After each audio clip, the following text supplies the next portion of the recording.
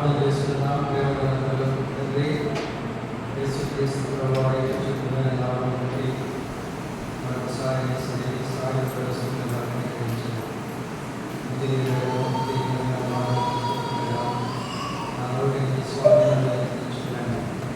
మాటలకు పోయింది, నా ఆలోచనలకు పోయింది ప్రభా. కేవలం మీ మాటలు మాకు అనుగ్రహించండి. శివశివను మేము ధ్యానిస్తుండగా మీరు మాకు సహాయకారిగా ఉండమని ప్రార్థన చేస్తున్నాం. దేవా, కనబడి చేతులను నజరేయుడైన యేసు నామమున బంధిస్తున్నాం. పరలోకంలో మీరు కూడా బంధించమని ప్రార్థన చేస్తున్నాం. నేను మీ సన్నిధిలో కనపడినంతగా సహాయం చేయండి. మనం సంపూర్తిగా మరొక ఈ ప్రజలకు కావాల్సిన క్షేమమైన వర్తమానాలు మాకు దయచేయమని మరొకసారి వచ్చిన మా పిల్లలందరికీ వందనాలు. లేదా వేడి నుంచి తప్పించండి ప్రభా. మీకు కూడా నీ హస్తమును కోరుకుంటున్నాను. ఎవరు కూడా అలసిపోకుండా మీరు మా సహాయం చేయండి. సోదరుడు మల్లికార్జున్ దేవా పాము కాడుతో తండ్రి హాస్పిటల్లో ఉన్నాడు. దేవా, నేను రాత్రి జరిగింది. ఆ బిడ్డను మీరే కాపాడి స్వస్థపరచమని కూడా ప్రార్థన చేస్తున్నాను. మీ కృపగా హస్తము మీ దాసు మీద ఉంచండి. సంపూర్ణ స్వస్థుడై మీ ఇంటికి రావాలని సహాయం చేయండి. మరొకసారి జ్ఞాపకం తెచ్చుకోవాలి. యేసు పరిశుద్ధమైన నామమున ప్రార్థించి వేడుకుంటున్నాము తండ్రి. ఆమేన్.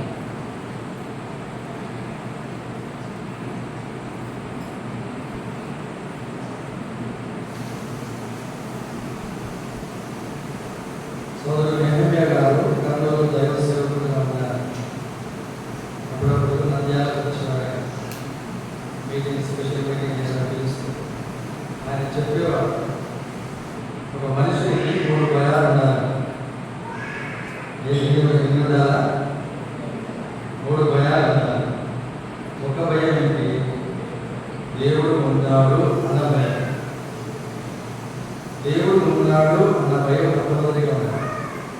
రెండవదిగా దేవుడు చూస్తున్నాడు అన్న భయం ఉన్నారు. మూడవది దేవుడు మాట్లాడుతున్నాడు, వింటున్నాడు.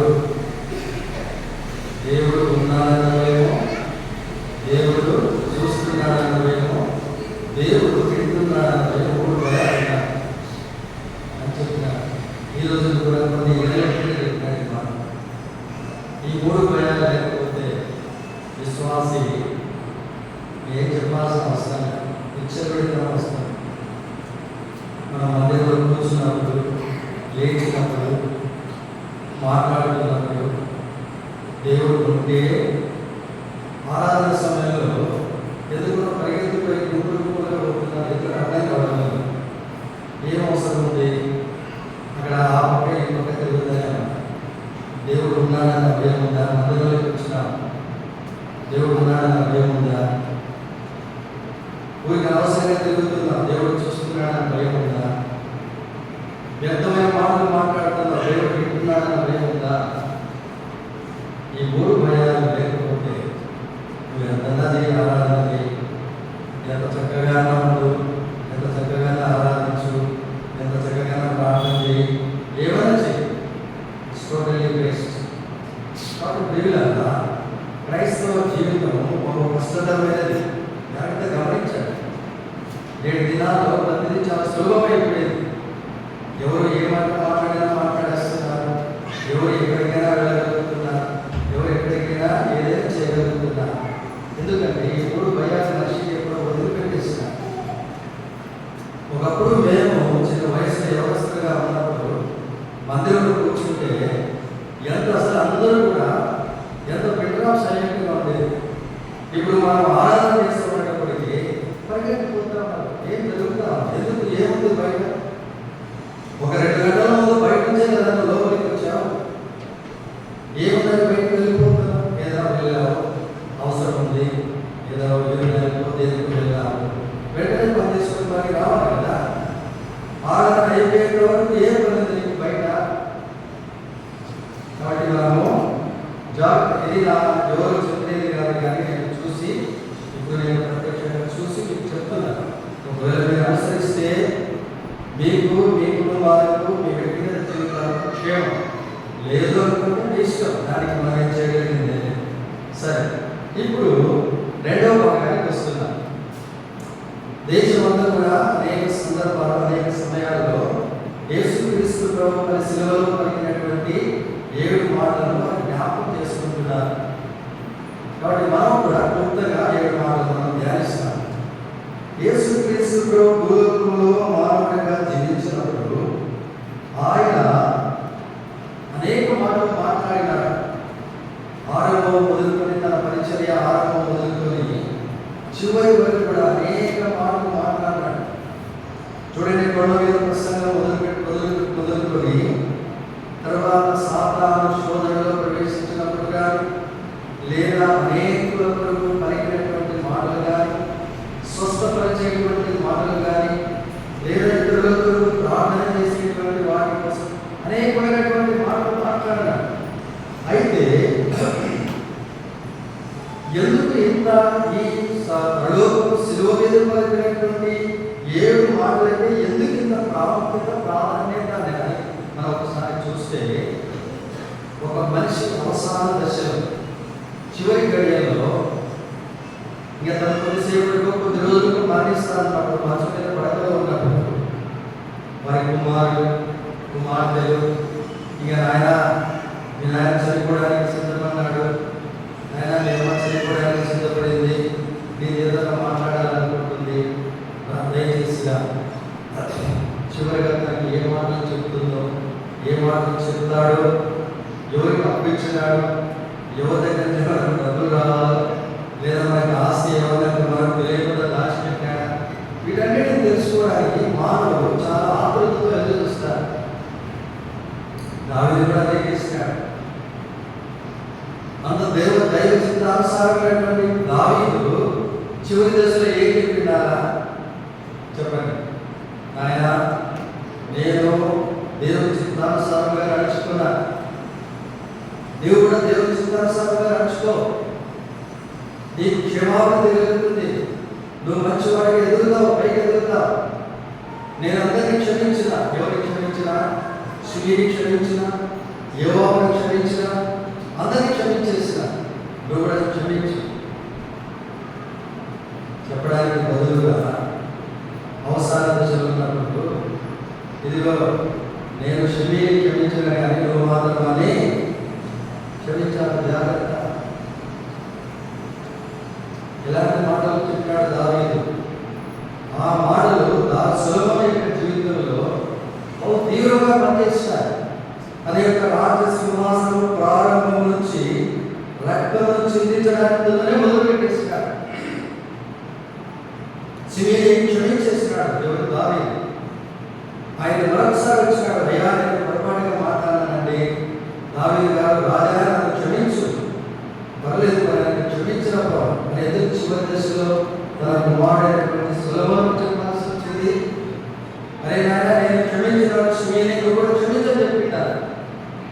యోవాబు తన సొంత అక్క కుమారుడిని చంపివేస్తే యోవాబును క్షమించేసాను, నేను కూడా క్షమించినాను, యోవాబు మంచి యుద్ధవీరుడు, అతన్ని క్షమించమని చెప్పినారు. కానీ అది అతను చాలా ప్రియకుడు, వాడు అనేంత వరకు నీ రాజస్థాపన వారిని చంపి వారి నిరసన తల వెంట్రుకలను సమాధానంగా భూమిలోకి దిగనివ్వరు.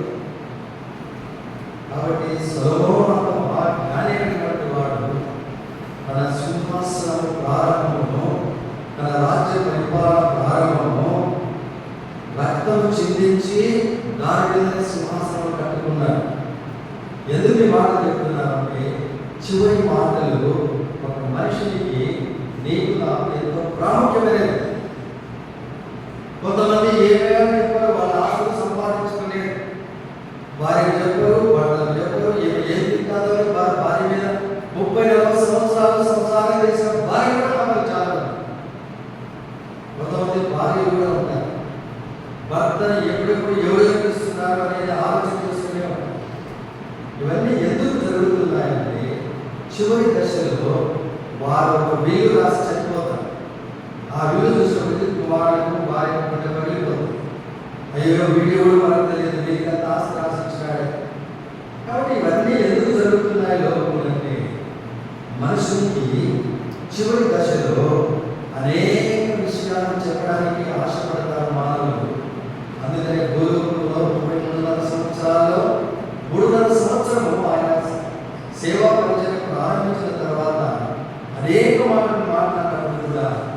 ప్రపంచమంతా కూడా ఈ 7 మాటల వైపు దృష్టి కేంద్రీకరిస్తూ వాటిని ధ్యానించుకోవడానికి అనేక ప్రయత్నం చేస్తున్నారు. సరే, మనం కూడా వస్తాం. మొదటిగా లూకాసు వార్త 23వ అధ్యాయము 34వ వచనం.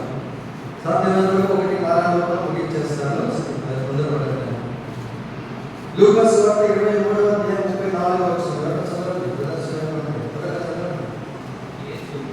యేసు,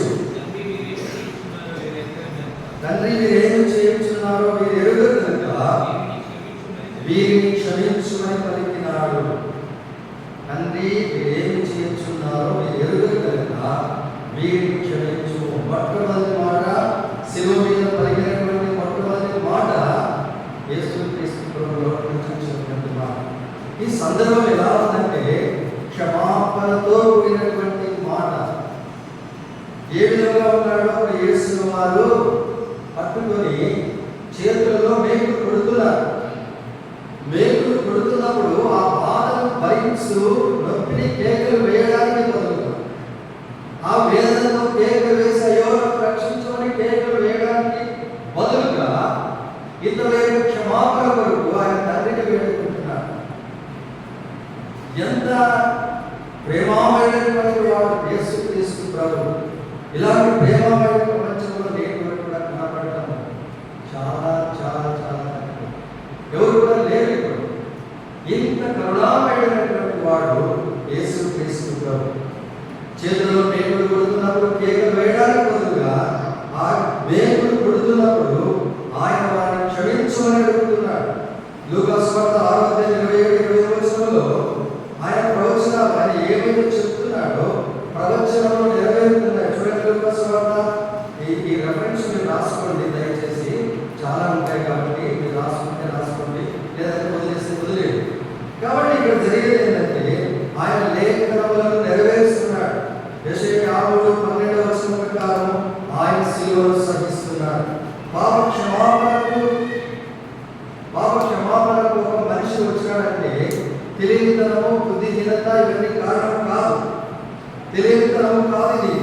అనగా తెలియకుండా పాపం చేసినప్పుడు కూడా మనుషుడు వారికి క్షమాపణ, వారికి ప్రాయశ్చిత్తము చేయవలసిందే.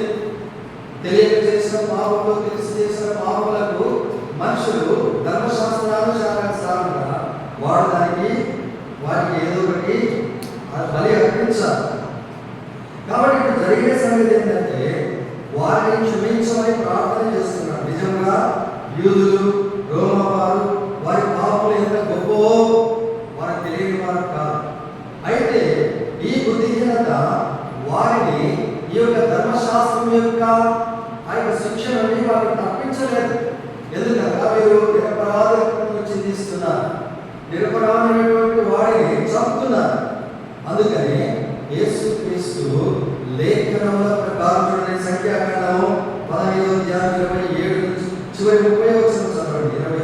27 నుంచి 30 వచనం చదవండి. 30 సంఖ్యాకాండము 15వ వచనం చదవండి. సంఖ్యాకాండము 15వ అధ్యాయము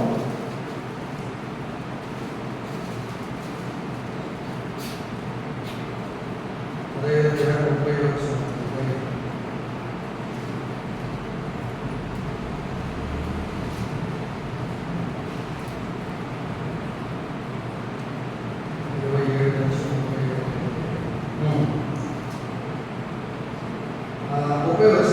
అయితే దేశంలో పుట్టినవాడే కానీ ప్రదేశంలో కానీ ఎవరైనా సాహసించి పాపము చేసిన వాడు యెహోవాను ధృవీకరించిన వాడే కనుక వాడు నిశ్చయముగా జైలులో కొట్టివేయబడిన వాడు యెహోవా మాట అలక్ష్యం చేసిన ఆజ్ఞను మీరినందున నిశ్చయముగా కొట్టివేయబడిన వారి దోషించుతూ వాడే.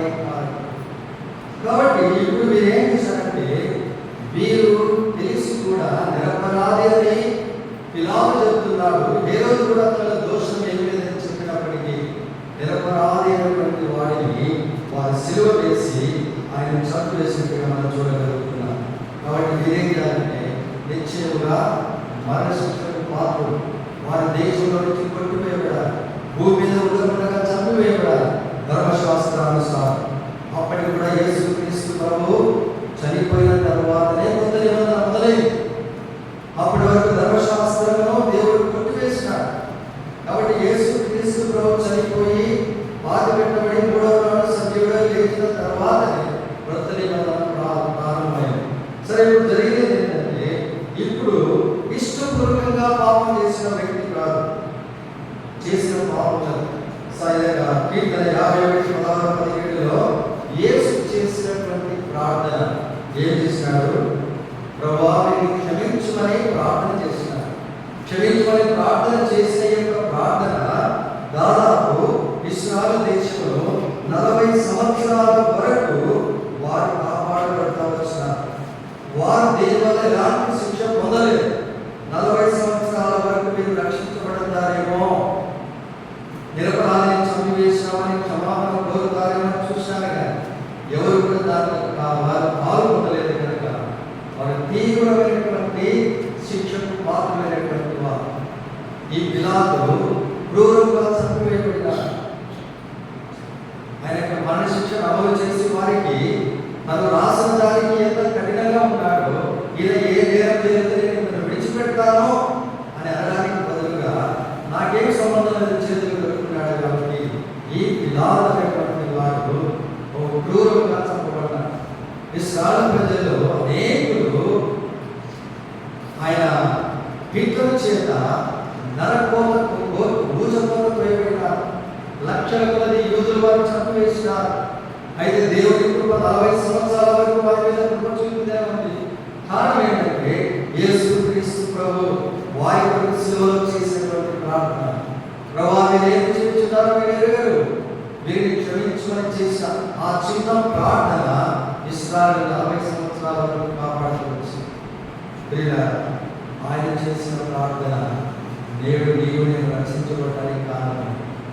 ఎన్ని పాపములు చేసినా మనం ప్రత్యక్షంగా క్రీస్తు మనము శిలువకు అప్పగించకపోయినప్పుడు కూడా మనం చేసే కార్యాల వల్ల దినము ఆయన శిలువకు అప్పగిస్తూనే ఉంటారు. ఇలాంటి పాపం అంటే ఒక దైవ సేవకుడు ఈ మధ్య మాట్లాడుతున్నాడు ఏంటంటే, అబద్ధంలో ఆడటం వలన, మోహం చూపులు చూడడం వలన, ఇతరుల ద్వేష స్వభావం కలిగి ఉండటం వలన, ఇతరులను అన్యాయంగా దూషణ మాటలు పలకడం వలన, వీటన్నిటి వలన దేవుడి కన్నా మనం దినము ఆయన శిలువ చేస్తున్నాము. ఎన్నిసార్లు మనం ఈ మాటలు మాట్లాడి ఇతరుల గురించి హేళన, ఇతరుల గురించి నిందాపూర్వకమైనటువంటి మాటలు ఎన్ని మాట్లాడలేదు. కాబట్టి దేవుడు ఏం కావాలనుకుంటున్నామంటే అది తను చేసిన యేసు చేసినటువంటి ప్రార్థన. కాబట్టి ఈ యొక్క క్షమాపణ వారికి ఇవ్వబడుతూ వచ్చింది. ఆయన జన్మతః పరిశుద్ధుడిగా, జీవితంలో పరిశుద్ధమైనటువంటి వాడుగా, సర్వమానవ పాపములైన యెరూషలేములో శిలువను మోసపరచు ఆయన గొల్గొతా కొండకు తీసుకొని పోబడినాడు. కొరడా దెబ్బలతో శరీరం అంతా రక్తమయమైపోయింది, ముఖమంతా ఉమ్మివేయబడింది. మత్తయి సువార్త 26:77 వరకు అక్కడ చదివితే వారందరూ రాత్రి పట్టుకుని అర్ధరాత్రి పట్టుకొని ఆయన మీద ఉమ్మివేసినారు. ప్రతి ఒక్కరు అర్ధరాత్రి పట్టుకుని ఆయన అప్పగించిన తర్వాత ఆయన పట్టుకుని ఆయన మీద ఉమ్మివేసినారు. 27వ అధ్యాయం చూస్తే అప్పుడు సైనికులు, ప్రజలు వారందరూ కూడా వచ్చి ఆయన ముఖం మీద ఉమ్మివేసినారు. అనగా శరీరం అంతా ఉమ్మి, ముఖమంతా ఉమ్మి చేత ఆయన తీవ్రంగా అవమానపాలు చేస్తున్నారు. హేళన చేయబడిన పిడిగుద్దులు ఆయన ఉద్దేశిస్తున్నారు. శరీరం అంతా రక్తమయమైపోయింది. శిలువను మోస్తూ ఆ యొక్క యెరూషలేము వీధులకుండా వెలుచున్నట్టుగా మనం చూడగలం. ఆయన ఏదైతే బోధించినాడో ఆయన చేసినటువంటి ప్రార్థన మనం ఊరికి బోధిస్తాం, కానీ దాన్ని అనుసరించాం. అయితే క్రీస్తు ఆయన ఏదైతే బోధించినాడో దాన్ని నెరవేర్చుకు వచ్చినాడు. మత్తయి సువార్త 5వ అధ్యాయము 44వ వచనంలో ఏమంటాడంటే, మిమ్మల్ని హింసించు వారి కొరకు ప్రార్థన చేయండి అంటున్నాడు. మీ యొక్క శత్రువులను ప్రేమించి ఏమంటాడు మత్తయి 5:44లో? గట్టి చదువు.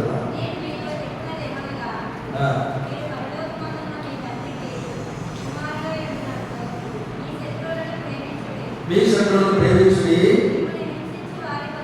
మిమ్మల్ని హింసించు వారి కొరకు ఆయన ఏమైతే అది ఇప్పుడు ఆయన అనుసరిస్తున్నారు. మనం చెప్తాం అది అనుసరించం, మనం ఏం చెప్తామో దాన్ని అనుసరించాం. అయితే క్రీస్తు నోటి నుంచి వచ్చిన మాట ఏది చెప్పినారో దాన్ని అనుసరించినారు. మిమ్మల్ని హింసించు వారి కొరకు ప్రార్థన చేయండి, మీ శత్రువులను ప్రేమించండి. పక్కన వారిని ప్రేమించండి. శత్రువులు ఏం ప్రేమిస్తారు? పక్కన వారు అక్కడే మనకు తెలియదు. ఎవరు ఏ కష్టాల్లో ఉన్నారో మనం తెలియదు. ఇక తెలియని వారిని మనం ఏ విధంగా ప్రార్థన చేయాలి? వీళ్ళ ఆయన ఏదైతే బోధించినాడో ఆయన హింసిస్తున్న వారి కొరకు ఆయన ప్రార్థన చేస్తున్నారు. ఆయన హింసించే వారు సామాన్యులు కాదు. ధర్మశాస్త్రోపదేశకులు, ప్రధాన యాజకులు, శాస్త్రులు, పరిచయులు, ధర్మశాస్త్రంలో ఏమైనటువంటి వారు, జ్ఞానం కలిగిన వారు, వీరందరూ కూడా మెస్సియా ఎప్పుడు వస్తారో తెలిసినటువంటి వారు. కానీ మెస్సియా వచ్చినప్పుడు ఆయనను హింసిస్తూనే ఉన్నారు. వీటన్నిటిని చదువుతున్నారు. లేఖన భాగంలో యేసుక్రీస్తు ప్రభు తను యెరూషలేము మందిరంలో వాటిని బోధించినాడు. కానీ ఆ బోధకు వారికి చలనం లేదు. బోధలు విన్నారు కానీ వారి స్పందన లేదు. కారణం ఏమిటంటే ఒక చెవులు విడిచిపెట్టి ఒక చెవులు విడిచిపెట్టేటువంటి వారు. వీరందరూ సామాన్యులు కాదు, మహాపండితులు, జ్ఞానం, ధర్మశాస్త్రోపదేశం ఇతరులకు బోధించేవారు. కాబట్టి ఇప్పుడు మనమైతే దినదినము ఆయన వాక్యంలో చదువుతున్నాం. వారికి ధర్మశాస్త్రం ఉంది కానీ మనకు పూర్తి బైబిల్ దేవుడు ఇచ్చినాడు. దినదినము వాక్యం చదువుతున్నాం. మనలో ఏమైనా కానీ భక్తుల కానీ చదువు కనబడుతున్నాం. స్పందన ఉందా? అయ్యో దేవుడు నా కొరకు ఇంతగా బాధించబడ్డాడు, నా కొరకు దినదినం ఆయన తల్లి భాషలో కూర్చొని ఆయన జ్ఞాపకం చేస్తున్నాడు. చరణం ఉందా? స్పందన ఉందా? కాబట్టి జ్ఞాపకం చేసుకున్నాం. ఈ ప్రార్థన వారి కఠిన హృదయాలను కలిగించలేకపోయింది. కారణం ఏంటి? వారిలో దినదినము వారు విన్నారు కానీ ఆయన ఏ మాత్రం కూడా ఆ మాటలకు వారు క్షమాపణ వారు పొందిన వారు కాదు. ఇప్పుడు మా అనుకోవచ్చు, ఆయన దేవుడు కాబట్టి అందరినీ క్షమించినాడు, మనం ఏ విధంగా వారిని క్షమించగలం? మన వాళ్ళు ఎవరైనా ఉన్నారా? కొత్త నిబంధన అపొస్తలుల కార్యంలో ఒక వ్యక్తి ఉన్నారు, నీకు నాకు సవాలు నిలబడుతున్నాడు. ఆయన రాళ్ళతో కొడుతున్నప్పుడు ప్రభువా ఈ నేరములు వారి మీద మోపమని నేటి కొత్త నిబంధనలనే మొట్టమొదటిగా హతసాక్షిమైనటువంటి యువనస్తుడైన స్టెఫెను ఉన్నారు. గత 15 సంవత్సరాల క్రితం 10 సంవత్సరాల క్రితం ఒరిస్సాలో చంపబడిన గ్రాండ్ స్టెయిన్ ఆయన భార్య తన భర్తలో తన కుమారుడిని చంపేసినప్పుడు మనం ఏమనుకోలేదంటే నేను క్షమించినాను కాబట్టి భార్య మీద కూడా నేను మన తర్వాత కాలంలో తీవ్రమైనటువంటి చనిపోవడం జరిగింది. ఆయన చంపేస్తున్నాను కాబట్టి నేను మనకు సజీవ సాక్ష్యాలుగా అనేకులు ఉన్నారు. మనకు ముఖ్యంగా ఈ దినాలు మహాధన్యదేది మరికొన్ని జరిగినటువంటి కార్యాలు ఘోరంగా ఉన్నాయి. మనకి ఎవరికి తెలియకుండా అనేకులు క్రైస్తవులు చిత్రహింసలు పాల్గొస్తున్నారు. ఎక్కడ కూడా ప్రపంచానికి దేశానికి తెలియకుండా పేపర్లను టీవీలను వారు ప్రభుత్వం వారు సెంట్రల్ గవర్నమెంట్ వారు కంట్రోల్ చేసేసుకొని ఎవరు కూడా తెలియకుండా చేస్తున్నారు. ఒకటి మాత్రం బయటకు వచ్చింది, ఇద్దరు యువన స్త్రీలను బట్టలు లేకుండా వీధిలో తీసుకున్నది ఒకటే బయటకు వచ్చింది. కానీ మిగతా క్రూరంగా హింసించారు. వారన్నారు అయ్యా ఏం చేస్తున్నారు తెలియదు. మనకు సజీవ సాక్షులుగా ఉన్నారు. ఎన్ని మాటలు పెట్టున్నారు. ప్రభువా తండ్రి ఏం చేస్తున్నారు మీరు ఎరుగరు కనుక వీటిని క్షమించమని చేసిన ప్రార్థన వేదిక మనకు స్తబ్దుగా ఉంది. నిజంగా ఈ యొక్క మనం విశ్వసిస్తే, ఈ విధంగా మనం విశ్వసిస్తే మనము నిజముగా కోట్లాను కోటలుగా మన పక్కన ఉన్నటువంటి వారిని మనం రక్షించగలం. మనలో క్రీస్తు ప్రేమ, ఇలాంటి ప్రేమ మనం పొందినట్లయితే ఇతరులు అనేకులు మనము తీసుకురాలి. ఎందుకు అనేకులు మందిరానికి రాలేకపోతున్నారు గుర్తించిన అవసరాలు దానికి దేవుడే కారణం. నీ సాక్ష్యం సరిగా ఉందా? ఇంటి కదా ఇంట్లో నీ సాక్ష్యం ఉందా? నువ్వు క్రీస్తును భరించగలుగుతున్నావా? ఇతరులను క్షమించగలుగుతున్నావా? ఇతరుల యొక్క ప్రేమ, క్రీస్తు ప్రేమను చూపించగలుగుతున్నావా?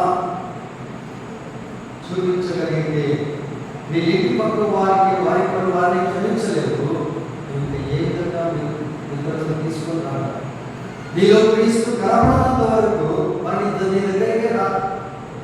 వారిని ఎప్పుడైనా ప్రేమపూర్వకంగా పరిగణించడం చేసినామా? కాబట్టి ఏ విధంగా వారు నీవు క్రీస్తున్నప్పుడు వెంటనే నీతో పాటు మందిరానికి రాగలరు. ఎంతసేపు ఉన్నా కానీ పనికిమాల మాటలు, పనికిమాల చేస్తారు తప్ప ఏమైనా మన జీవితంలో క్రీస్తును మనం కనపరిచిందే లేదు. ఈ మధ్యాహ్న సవాలుగా తీసుకున్నాను. ఈ దినం నేను తీర్మానం చేసుకుంటున్నాను, నా జీవితంలో నేను కూడా క్రీస్తు లాగానే అనేకులకు నేను మార్గదర్శకాన్ని నా జీవితం ద్వారా ఇతరులను ప్రేమించి ఆయన అంగీకరించలాగా నా యొక్క బ్రతుకును నేను మార్చుకుంటాను అని మనం చెప్పగలిగిన స్థితిలో ఉండడానికి మనకు ప్రభువు తోడుగా ఉంటాడు. ఎప్పుడైతే తీర్మానం చేసుకున్నాం ఈ దినమే ఈ గుడ్ ఫ్రైడే రోజు 2025 ఏప్రిల్ 18వ తారీఖు తీర్మానం, ప్రభు నా జీవితంలో అనేకులు క్రీస్తును చూడగలగడానికి నన్ను ఒక మాదిరిగా సాధనగా వాడి. అప్పుడు నేను ప్రార్థన చేసినప్పుడు ప్రభు వారి ప్రార్థన ఆలకించినాడు. తండ్రి ఏం చేస్తున్నారు మీరు ఎరుగలిగినట్టు మీరు క్షమించినారు. అది ఎప్పుడో సాధనగా కూర్చున్నప్పుడు కాదు. అనేకులు తన ద్వారా స్వస్థపరచబడినవా, తన ద్వారా మేలు పొందినవా, తన ద్వారా ఆశీర్వదించబడిన వారు అనేకులు ఆయన చేతుల్లో వేలు కొడుతున్నప్పుడు వారిని క్షమించమని తండ్రిని అడిగినటువంటి ఆ సమయం ఇది మనం జ్ఞాపకంలో ఉంచుకుంటాం. మొట్టమొదటి మాట, తండ్రి మీరు ఏం చేస్తున్నారు మీరు ఎరుగగలుగుత వీరిని క్షమించి. రెండవ మాట చూద్దాం. రెండవ మాట లూకా సువార్త 23:43 వచ్చిన 23:43 వచ్చిన. అప్పుడు ఆయన వారితో, దేవుడు నీవు నాతో కూడా ప్రదేశంలో ముందునని నిశ్చయంగా సర్టన్లీ నో డౌట్. ఎగ్జాక్ట్ ఏం చెప్పాడంటే నువ్వు నాతో కూడా ప్రదేశంలో ఉంటావు. లూకా సువార్త 23:43 చెప్తున్నాడు.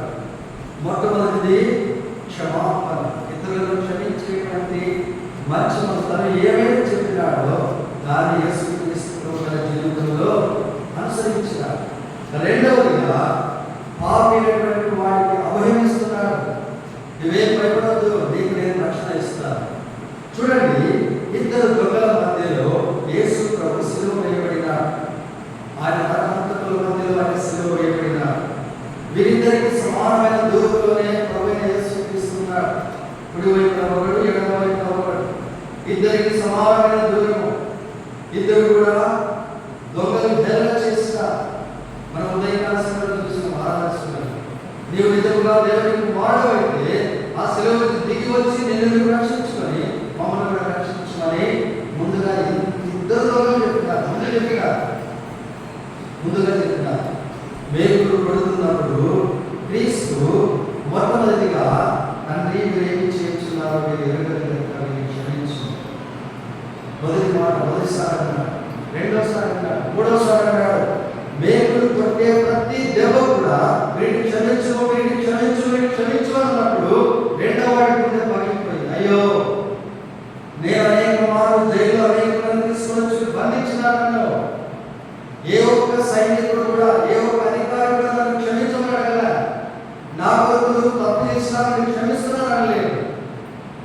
అయితే యేసుక్రీస్తు ప్రభువు వారిని హింసించేవారు, ఆయన చేతుల్లో మేకులు కొట్టేవారు, ఆయన కాళ్ళలో మేకులు కొట్టేవారిని క్షమించమని అడుగుతున్నాడు. ఈయన కదా నిజమైన మెస్సయ్య, ఈయన కదా నిజమైన లోకరక్షకుడు. అప్పుడు గుండె పగిలి అంటున్నాడు ఏమని, తండ్రి నీ రాజ్యంలోకి వచ్చినప్పుడు నన్ను జ్ఞాపకం చేసుకున్నాను. సరేనయ్యా, పరలోకానికి వెళ్ళిన తర్వాత నేను జ్ఞాపకం చేసుకుంటాను చెప్పలే. లేదా నేను చనిపోయి 3వ దినంలో లేస్తాను అప్పుడు చూద్దాం అనలేదు. రెస్పాన్స్ ఇస్ వెరీ క్విక్లీ, ఎంత సో ఫాస్ట్. దేవుడు నాతో కూడా ప్రదేశంలో ఉంటా. యేసుక్రీస్తు ప్రభు అదే చెప్తున్నాడు.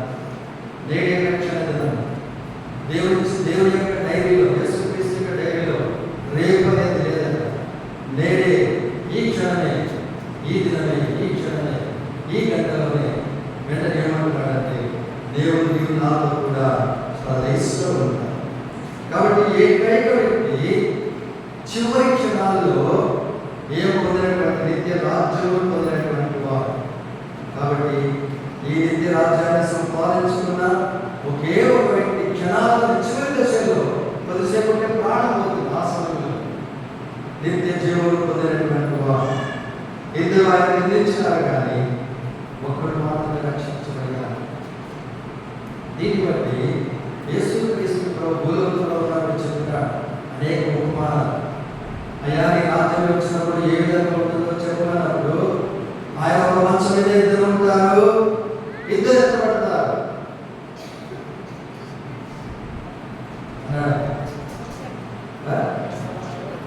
ఏమన్నారు? ఇద్దరు పొలంలో ఉంటారు, ఒకరే ఎత్తబడతారు. ఇద్దరు మిద్దె మీద ఉంటారు, ఒకరే ఎత్తబడతారు. అనగా ఎంత ఎంత పర్సెంటేజ్? 50%. ఇక్కడ 50 మంది ఉన్నారనుకోండి, 25 మంది. ఇక్కడ 100 మంది ఉన్నారనుకోండి, 50 మంది ఎత్తబడతారు. నేనేం చెప్పింది కాదు, దేవుడి వాక్యం చెప్తాను. ఆ మాట అది ఎక్కువ కావాలంటే నువ్వు ఏం చేయాలంటే ఆ యొక్క క్రీస్తు స్వార్థంలోకి రావాలి. లేకపోతే విడబడతాం. ఏం దాంట్లో ఏమి ఇక్కడ ఏమి లేదమ్మా, అయ్యా లేదు, ఇక్కడ ఎగ్జామ్షన్స్ లేవు, రికమెండేషన్స్ లేవు. జాగ్రత్తగా గుర్తుపెట్టుకోండి. యేసుక్రీస్తు చెప్పినటువంటి మాట ఇద్దరు ఉంటారు, ఒకరు ఎత్తబడతారు. ఒకడు పొలంలో ఉంటాడు, ఒకరు ఎత్తబడతారు. ఇద్దరు ఇద్దరుగా విసురుతారు, ఒకరే ఎత్తబడతాడు. మంచం మీద ఇద్దరు ఉంటారు, ఒకరే ఎత్తబడతారు. కాబట్టి ఇద్దరు దొంగలు ఉన్నారు, ఒకరే ఎత్తబడ్డారు. రెండో వాడు విడవబడినాడు. రెండో వాడికి సమీపంలోనే ఉన్నాడు. ఈ పక్క ఎంత సమీపంలో ఉన్నాడు, ఈ పక్క అంతే సమీపంలో ఉన్నాడు. ఒకడు త్రోసివేసినాడు, ఒకడు యేసుక్రీస్తుని అంగీకరించినాడు. వీళ్ళ క్షమాపణ రెండవది కాలేదు.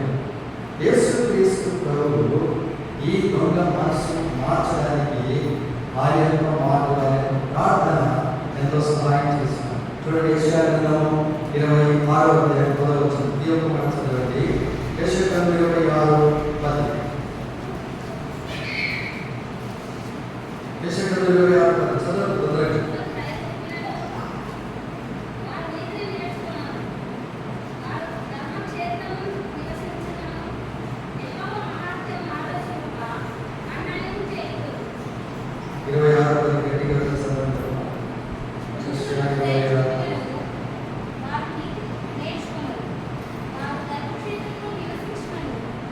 దుష్టులకు దయ చూపిన వారు నేర్చుకున్నారు.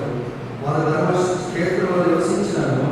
యెహోవా మార్గంలో ఆలోచింపక అన్యాయం చేయరు. కాబట్టి దుష్టులకు దయ చూపినప్పుడు దేవుడు దయ చూపించినాడు. రెండవ వారికి దయ చూపించినాడు. సమీపంలోనే వాడు దుష్టత్వాన్ని విడిచిపెట్టడానికి ఇష్టపడ్డా ధర్మక్షేత్రంలో నివసించినాడు, మందిరంలో నివసించినాను. యెహోవా మహత్యంలో ఆలోచింపక అన్యాయం చేయరు. ధర్మక్షేత్రం దేవుడి మందిరం, అక్కడ నివసించినప్పుడు కూడా అన్యాయం చేయడం మాత్రం. ఇలాంటి వారు ఇలా ఇష్టపడతారు. అందుకనే రెండో వాడు ఏం చేయబడినాడు? విడవబడినాడు. కాబట్టి పిల్లల కొద్దిసేపు యేసుతో గడిపితేనే అంత గొప్ప రక్షణ అతను స్వాధీనపరచుకుంటే ఎన్ని సంవత్సరాల నుంచి మందిరానికి వస్తున్నా, ఎన్ని మాటలు దేవుడి మాటలు వింటున్నా, ఉదయం పగులుతుందా? ఉదయం ఏమైనా తిరుగుతా ఉందా? తిరగదే, పగలదే. అదే మనసుతోనే కొనసాగుతున్నాం, అదే మనసుతోనే జీవిస్తున్నాం. ఎంతకాలమో హఠాత్తుగా ఒక దినం వస్తుంది, మరణిస్తే ఎక్కడికి వెళ్తాం? సమీపంలో ఉన్న వ్యక్తిని ఇప్పుడు క్లోజ్ చేస్తే రేపు రొమ్ము కొట్టుకొచ్చి ఏడవలసిన పరిస్థితి నీది కాదు. ఈ యొక్క శుక్రవారం గుడ్ ఫ్రైడే దినంలో ఒక తీర్మానం చేసుకున్నాం. ప్రభువా, ధర్మక్షేత్రంలో ఇంకా కాలం జీవించినారా కానీ నేను మంచి మాటలు నేర్చుకుని వదిలివేసిన. రెండవది సమీపం నుండి ఏ విధంగా రక్షణ పొందలేకపోయినాడో నా బ్రతుకు కూడా అదే. నన్ను కూడా మీరు రక్షించండి, మీరు రక్తంతో కడగండి, శుద్ధిపరచండి. నాకైతే చేతిలో శిలువలో మేకులు పెట్టించుకున్నాను, రక్తం కాల్చిన ఈ దినమైన ప్రభువు అడుగుతారు. వారు దేవుని రాజ్యంలో ధర్మక్షేత్రంలో ఉండినప్పటికీ కూడా వారు ఏం చేస్తారంట? వారు వినారంట. ఇక్కడ 7 విషయాలు మనం దొంగ విషయంలో మనం చూద్దాం. మొట్టమొదటిగా దొంగలో దేవుని భయం కలిగింది. మనం ప్రారంభంలో చెప్తున్నాం 3 భయాలు ఉండాలి. దేవుడు ఉన్నాడన్న భయం, దేవుడు చూస్తున్నాడన్న భయం, దేవుడు వింటున్నాడన్న భయం. మొట్టమొదటిగా యొక్క దొంగలో ఏం జరిగింది? దేవుని భయం కలిగింది మొట్టమొదటి. రెండవదిగా తాను నేరస్తుగా ఒప్పుకున్నాడు. ప్రభువా, నేనైతే శిక్షకు పాత్రనే, నువ్వు నిరపరాధివి, నువ్వేం చేయాలా? నువ్వు నిరపరాధి, శిక్షకు నువ్వు పాల్గొంటున్నావు. తన యొక్క స్థితిని ఎరిగినాడు. అయ్యా, నేనైతే పాపములకు దీనికి నేను అర్హుడనే, నువ్వు ఆయన ఏం చేయాలి? రెండవ దొంగ అంటున్నాడు, నువ్వు ఆయన నిరపరాధి తెలుగువా, మనకైతే శిక్షకు తగిన వారమే ఒప్పుకున్నాడు. రెండవ తాను దొంగలని, తాను నేరస్తుని ఒప్పుకున్నాడు. మూడవది న్యాయము అర్థమైపోయింది. అనగా న్యాయం అంటే తన శిక్షకు పాత్రుడనే అనే న్యాయం అతనికి అర్థమైంది. నాలుగవదిగా యేసు ఎవరు అనేది గ్రహించగలిగినాడు శిలువ మీదనే. ఐదవదిగా యేసే నిరీక్షణ అని తెలుసుకున్నాడు. ఆరవదిగా వెంటనే యేసును వేడుకున్నాడు. తర్వాత 7వ చూస్తే వాగ్దానం పొంది నిశ్చయతతో తన జీవితాన్ని ముగించుకున్నాడు. ఒక వ్యక్తి రక్షించబడటం కావలసినటువంటిది దేవుని భయం. దేవుని భయం లేకపోతే రక్షణ పొందవలసి జాగ్రత్త. పైకి నటించవచ్చు, అందరూ నమ్మవచ్చు, అందరిని నమ్మించవచ్చు. అయితే దేవుని భయం లేకుండా మనం ఏర్పడితే మిగతా దేవుని భయం మీద ఈ భయం ఏర్పడితే అన్ని కూడా మనకు అర్థమవుతాయి. కాబట్టి దేవుని యొక్క లక్షణము ఆయన క్షమించడానికి సిద్ధమైనటువంటి మనస్సు కలిగినటువంటి వాడు. మన పశ్చాత్తాపం యథార్థమైనదైతే ఆయన ఆలస్యం చేయకుండా మనం రక్షించడానికి సమర్థుడు. ఎటువంటి షరతులు విధించాడు. ఆయన నువ్వు ఆ పని చేస్తే నేను రక్షిస్తా, ఈ పని చేస్తే నేను రక్షిస్తా, ఇది ఆ పాపను విడిచిపెట్టి నేను రక్షిస్తాడు. మన పశ్చాత్తాపం యథార్థమైనదైతే ఆయన మనం క్షమించడానికి సిద్ధమైన మనసు, ఎలాంటి షరతులు లేకుండా ఆయన మనం రక్షించగలడు. కాబట్టి ప్రభువు అంటున్నాడు, నా దగ్గరకు వచ్చి వాడిని నేనేమాత్రం కూడా త్రోసివేయని దేవుడు, ప్రేమించే దేవుడు. కాబట్టి పిల్లలు ఈ సంవత్సరాల తరబడి వాక్యం వింటున్నటువంటి నీవు నేర్చుకున్నా ఈ విధమైన ప్రభా నన్ను క్షమించగలిగితే ఆయన క్షమిస్తాడు. ఏ విధంగా చూడండి, ఆయన ఎన్ని పనులు చేసినప్పుడు కూడా ఏ దుర్మార్గములు చేసినా నన్ను క్షమిస్తాడని భ్రమవద్దు. ఎన్ని క్షమాపణలు వెళ్ళగా నేను కోరితే ఆయన క్షమిస్తాడని అనవద్దు, అనుకోవద్దు. కాబట్టి రోమా 2:6 అయితే, రోమా 8:30 అయితే, రోమా 6:19 అయితే కానీ మన యొక్క జీవితాలను మనం సరి చేసుకుందాం. సంఖ్యాకాండంలో ఒక మాట అంటాడు, యెహోవా దేవుడు ఇశ్రాయేలును మీరు వెళ్ళి ఆ దేశాన్ని స్వాధీనపరచుకోండి అని చెప్తారు. స్వాధీనపరచుకోండి అంటే వెళ్ళాలి కదా. సరే, ముందు 10 మంది వెళ్ళి చూసి వచ్చినారు, 12 మంది, 10 మంది ఏమో తప్పుడు రిపోర్ట్ ఇచ్చినారు, 2 పచ్చ రిపోర్ట్ ఇచ్చినారు. మళ్ళీ రెండోసారి మోషే చేస్తున్నాడు, మీరు వెళ్ళి చూసుకోండి అని. అప్పుడు ఏమంటారంటే వాళ్ళు బలవంతులైనా మేము వెళ్ళలేము అన్నారు. దేవుడికి దేవుడికి ఎప్పుడైతే మన కోపం వచ్చింది, సరే నేను వెళ్ళొద్దులే అన్నారు. అప్పుడు మోషే వారిని హెచ్చరించినాడు, 2 సార్లు చూసినారు, ఎందుకు దేవుని యొక్క ఆజ్ఞను వేడుకున్నారు? మీకు వారి దేశాన్ని స్వాధీనపరుస్తానని దేవుడు వాగ్దానం చేసినాడు. నీకు కాదని వాగ్దానం చేసింది తండ్రి అబ్రహాము చేసినాడు, తర్వాత నేను యాకోబు చేసినాడు, ఇస్సాకు చేసినాడు, యాకోబు 12 గోత్రాలకు చేసినాడు. నువ్వెందుకు ఇంకా నమ్మడం లేదు? సంఖ్యాకాండం 14వ చెప్తాడు, ఈ 10 కుమారులు వారు నా మాటను త్రోసివేసినారు కాబట్టి ఇప్పుడు వారు మొరపెట్టినా వినరు. దేవుడు 10 మందిని క్షమిస్తాడు అని దాన్ని అనుకోవాలి. 1, 2, 3, 4, 5 సార్లు క్షమిస్తాడు. ఇంకొక భక్తుడు అంటాడు, దేవా నేను పాపం చేసినాడంటే పాపాన్ని క్షమిస్తాడంటే కానీ నీకు రక్షణ, నీకు నాకు రక్షణ ఇవ్వడట. నువ్వు చేసిన తప్పులకు క్షమాపణ దొరుకుతుంది, కానీ రక్షణ నీకు దూరం అయిపోతుంది. జాగ్రత్త. రక్షించబడకపోతే పరలోక రాజ్యం లేదు. నువ్వు ఎన్ని పనులు చేయి, ఏ స్థితిలో ఉండు, ఏది ఘనకార్యాలు చేయి, ఎంత గొప్ప పనులు చేయి, భూలోకంలో విడిచిపెట్టబడతావు.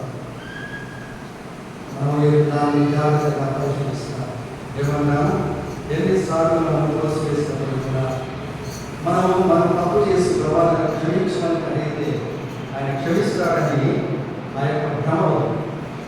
కాబట్టి రెండవదిగా అవహేళించినటువంటి దేవుడు సంపూర్ణమైన పశ్చాత్తాపంతో ఆయన అడిగినప్పుడు నీకు నాకు క్షమాపణ ఇవ్వడానికి సిద్ధమైనటువంటి మనసు కలిగిన.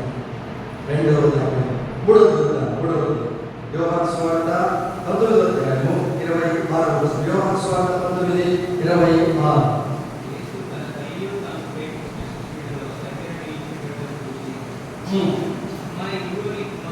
అమ్మాయిలో నీ కుమారుడు, అమ్మాయిలో నీ కుమారుడు ఆదరణమైనటువంటి మాట. ఎంత ఆదరణ అంటే మరియకు కుమారి స్థానంలో తనప్పుడు ఏమి లేని వాడిగా మిగిలిపోయినాడు. తన తల్లిని చూడడానికి తన దగ్గర ఏమి లేదు. వస్త్రహీనుడుగా సిలువ వేయబడినాడు. సిలువ మీద నుంచి చూసినప్పుడు అనేకులు గుంపులుగా అక్కడ ఉన్నారు, కానీ అనేకులు అక్కడ గుంపులుగా ఉన్నారు. ఆ గుంపులో చిన్న గుంపులో స్త్రీల గుంపు అక్కడ దూరంగా నిలబడి ఆ గుంపులో తల్లి మరియ కనపడతారు. కానా అనే ఊరిలో ఒక వివాహ సందర్భంలో మొట్టమొదటిగా తల్లి మరియ కనపడుతుంది. దాని తర్వాత ఎక్కడ కూడా ఆమె కనపడదు, ఎక్కడ కూడా కనపడదు.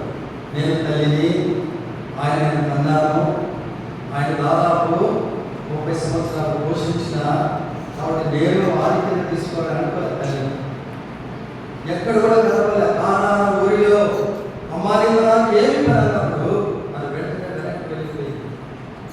ఎన్నిసార్లు మనకై మనం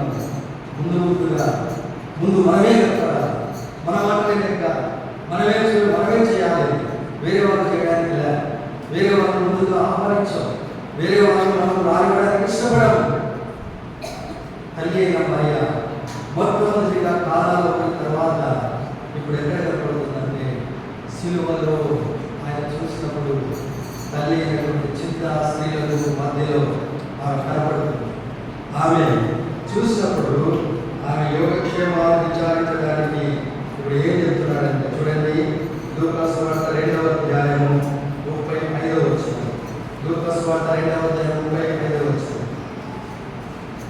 త్వరగా గట్టిగా చదవండి, సమయం అయిపోతాం. లూకా సువార్త 2వ అధ్యాయం 35వ వచనం.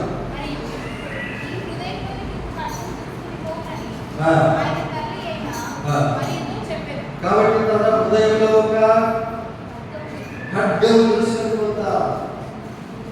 కొంతమంది అన్నారు ఆమె ఒక మాట చెప్తే చాలంట, నా కుమారుడు నిరపరాధి, నేను ఆయన పరిశుద్ధాత్మ ద్వారా గర్భం ధరించినాను, తను ఆయన పుట్టినప్పటి నుంచి నేటి వరకు పరిశుద్ధుడిగా జీవించినాడు, కాబట్టి మీరు చెప్పే దొంగ సాక్ష్యాన్ని చెల్లవని ఒక మాట చెప్తే చాలంట రోమ సామ్రాజ్యం ఆయన విడుదల చేశారు. అయితే దాన్ని మౌనంగా నిలబెట్టారు. ఎందుకు? లేఖనముల ప్రకారము తను ఏం చేయాలా? సిలువ మీదకి ఎక్కాలి.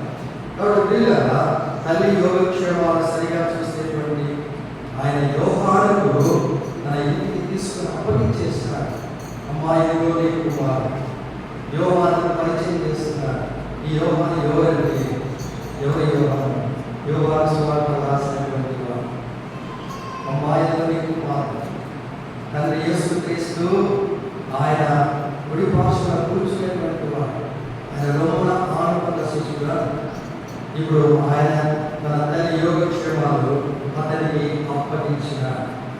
రెండవసారిగా మనం ఏమో చూస్తే మొదటిసారిగా కానా అనే దాంట్లో కనపడింది, తర్వాత రెండవసారి సిలువ మీద గుర్తులో కనపడింది, మూడవసారి అపొస్తలుల కార్యంలో 11వ అధ్యాయం 14వ వచనంలో వారు మేడ మీద కలిగిన కూర్చొని వారు ప్రార్థన చేసే గుంపులో మరియ కూడా ఉంటారు. కేవలం తల్లి అయినటువంటి మరియ 3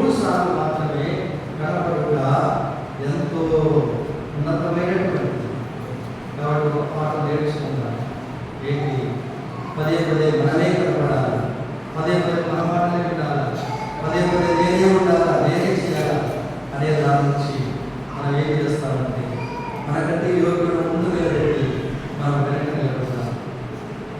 మనకంటే యోగ్యులైనటువంటి వారు అనేకున్నారు, మనకంటే యోగ్యులైనటువంటి అనేకులు వారి ముందు పెడతాం, మన వెనక ఉంటాం.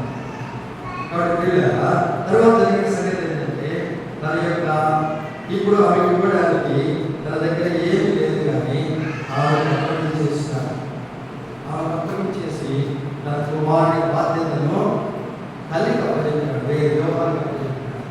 చూడండి, ఒక తల్లి 10 మంది పిల్లలు ఉన్నప్పుడు కూడా పోషించలేదు, కానీ 10 మంది కుమారులు ఒక తల్లిని పోషించడం చాలా అరుదైన పంచుకుంటారు. తల్లిని తల్లి అంత విచారంగా మీ దినాలను చూసి అయ్యా నాకు 4 కుమారులు, ఒకరు కొంతమంది ప్రతి 2 వారాలకు ఒకసారో ఈ కలెక్టర్ దగ్గర జరుగుతారు గ్రీవెన్స్ అని, దాంట్లో చేస్తుంటారు. 2 వారాలకు ఒకసారి మనం చూస్తుంటాం, అయ్యా నా పొలం అంతా రాయించుకున్నాడు, నా పొలం చూడడం సరిగ్గా. అప్పుడు పోలీసులు ఇన్వాల్వ్ అయ్యి నేను మీద కేసు పెడతాను, మీ తల్లి రాసిన తిరిగి రాసిన కూడా చాలా ఉంది. కాబట్టి ప్రియుల క్రైస్తవులుగా మనము మన తల్లిదండ్రులను గౌరవించి మనం నేర్చుకున్నాం. అనాథాశ్రయంలో నేర్చుకుంటున్నాం కదా, తల్లిని గౌరవంగా మనం పోషించుకున్నాం. తమ తల్లిదండ్రులను ఉన్నతమైన స్థానంలో తమ పిల్లలు ఉన్నారని కోరుకుంటారు, వారి ఎంతో శ్రమపడతారు, ఉన్నతమైన స్థానానికి తీసుకువస్తారు తల్లిదండ్రులు. అయితే ఉన్నతమైన స్థానానికి వచ్చిన తర్వాత తల్లిదండ్రులు విడిచిపెట్టే వారు అనేకులు నేటి మన మధ్యలో ఉంటారు. చాలా ఈ మధ్యాహ్న సమయంలో ఒక మాట నేర్చుకున్నాం. చూడండి, ఒక మాట చూద్దాం. చాలా రెఫరెన్సెస్ ఉన్నాయి. నిర్గమకాండం 20:12, ఎఫెసీయులకు రాసిన పత్రిక 3వ అధ్యాయం 3వ వచనం నుంచి సామెతల గ్రంథం 20:20 వచనం, వీటన్నిటి గురించి తల్లిదండ్రుల గురించి రాయాలి. అయితే ఒకటే ఒక వచనం చూద్దాం. ఓబద్య గ్రంథం 1వ అధ్యాయం 15వ వచనం. ఓబద్య 1:15.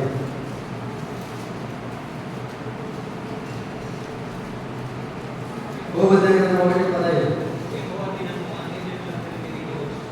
యెహోవా దినము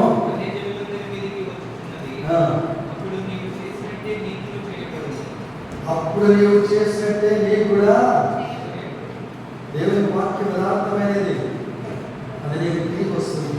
నువ్వేవైతే చేస్తావో అదే నీకు నాకు తిరిగి వస్తుంది. ఈ దినం మన తల్లిదండ్రులకు చేసినది రేపు మన పిల్లలు మనం చేయగలం. వాటి జాగ్రత్తలు ఉన్నాయి. మన తల్లిదండ్రులు కదా మనం జాగ్రత్త వహిస్తాం.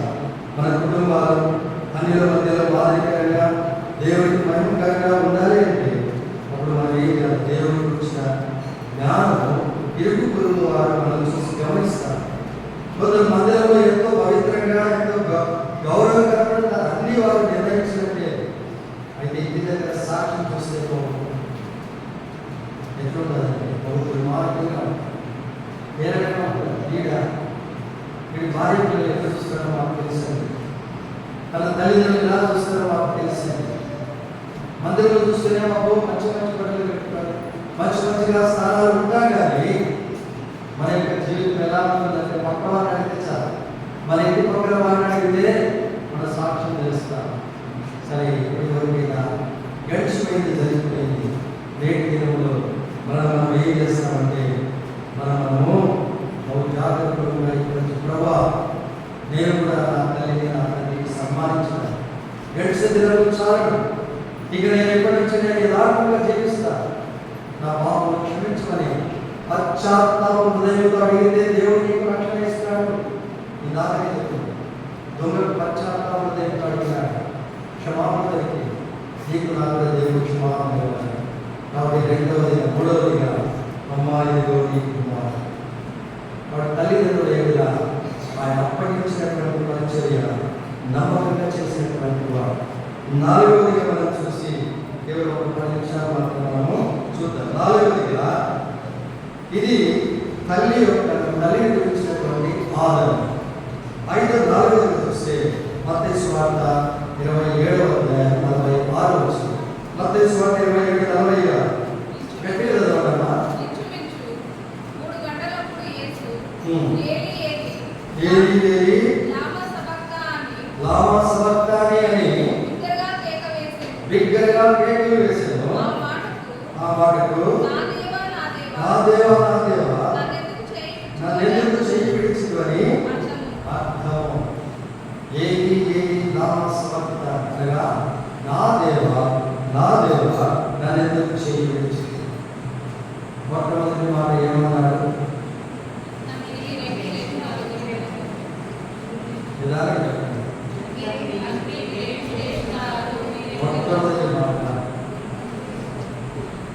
మొట్టమొదటి మాట చెప్పండి. మొట్టమొదటి ఏమన్నా అడ్రస్ చేసినాడు? తండ్రి అన్నాడు. మూడో మాట ఏమంటున్నాడు? మూడో మాట నాలుగో మాట ఏమంటున్నాడు? ఎందుకు అప్పుడేమన్నా ఇప్పుడు దేవా ఎందుకైనా ఎప్పుడైనా గమనించినారా? మీరు ధ్యానించినప్పుడు ఎప్పుడైనా ఈ మాటలు చదివినారా? అనేక సార్లు చదివినాను కాదని. అయితే మూడు మాటలకి నాలుగో మాటలకి దాదాపు 3 గంటల సమయము అక్కడ ఏర్పాటైంది. ఆడంధకారం, దేశమంతా కటిక చీకటి, కానీ కటిక చీకటి దేశమంతా కమిపోయింది. 3 గంటలు దేవుడు తన తండ్రి కుమారుడు చేయి విడిచిపెట్టాడు. దేశమంతా గాఢాంధకారం. ఆయన ముఖము పాపమయముగా చేయబడింది, పాపముగా చేయబడినాడు. అది సుందరమైనటువంటి 10,000 కాంక్షణీయుడు. ముఖము చూడదలని మాడలేకపోయినాడు. దేవాది దేవుడు ఆయన ముఖాన్ని ఏ మనుషులు కూడా చూడడానికి ఇష్టపడడం లేదు. మీరు వికారాలు ఆకారం లేనివాడు. స్వరూపమైనటువంటి వాడు ఆకారం లేనివాడు అయిపోయినాడు. ఏ మనుషులు చూడలేని వాడిగా అయిపోయినాడు. కారణం ఏమిటి? ఆయన ముఖాన్ని చూడడానికి కూడా ప్రకృతికి ఇష్టం లేక దేవాది దేవుడు తండ్రి దేవుడు తన చేయి విడిచిపెట్టినాడు. కుమారత్వాన్ని పోగొట్టుకున్నాడు. అంతవరకు కుమారుడుగా ఉండి వారిని చేసినటువంటి దేవాది దేవుడు మనుషులందరి పాపముల మీద మోపినప్పుడు కుమారత్వాన్ని పోగొట్టుకొని ఇప్పుడు ఒక మానవుడిగా, దేవుడైనటువంటి మానవుడిగా తన పాపాల శిలువ మీద మోసుకుంటున్నప్పుడు ఇప్పుడు ఏమంటున్నాడంటే, కుమారత్వాన్ని పోగొట్టుకున్న తర్వాత నా దేవ నన్నేగా చేయించేసాను. దాన్ని కారణం ఏమిటి? పాపం వల్ల భయంకరమైనది. ఎంత భయంకరమైనదో దేవాది దేవుడైనటువంటి యేసు క్రీస్తు ప్రభువును భూలోకానికి తీసుకొని వచ్చింది. ఈ పాపం నా పాపమే కదా. ఎంత భయంకరమైనది పాపం. ఆదాము హవ్వ పాపం చేసినప్పుడు ఆదాముతో మొట్టమొదటిగా అన్నమాట చెప్పండి. ఆదాముతో మొట్టమొదటి అన్నమాట ఎందుకు? ఆదాము దేవుడు ఏమన్నాడు? పండు తిన్న తర్వాత మొదటి మాట ఏం చెప్పాడు? గట్టిగా చెప్పాడు.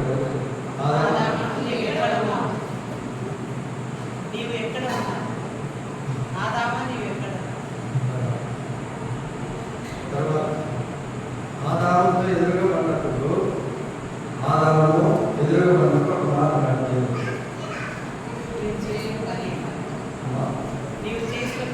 నీవు చేసిన పని దానికంటే ముందు ఆది కాండంలో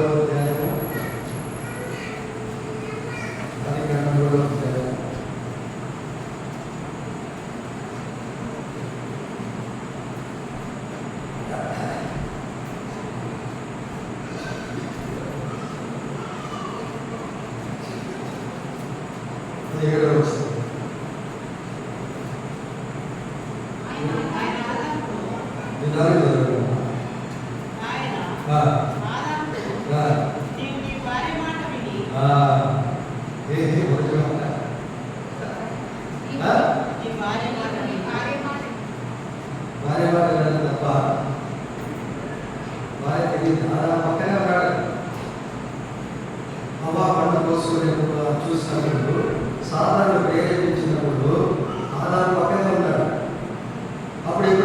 చూస్తున్నారో వాళ్ళు ఏం చూస్తున్నారంటే అది ప్రజలకు రమ్యమైనగా కనబడింది, ఆహారానికి మంచిదిగా పడినారు. కొన్ని వేల వృక్షాలు పండ్లు అక్కడ పడినారని ఆయన తిన్నాంటే అవద్దు. ఏం కావాలా? జ్ఞానం ఇచ్చేటట్టు. మీరు ఇంత పండ్లు తిన్నదిగా మీ జ్ఞానం, మీరు దేవదూతలు అయిపోతారు. మీకు జ్ఞానం పెరిగిపోతుంది, మీ తెలివి పెరిగిపోతుంది, మీరు దేవదూతలుగా ఉంటారు. ఎస్, నాకేం కావాలా? లోక జ్ఞానం కావాలి, దేవుని జ్ఞానం అక్కర్లేదు.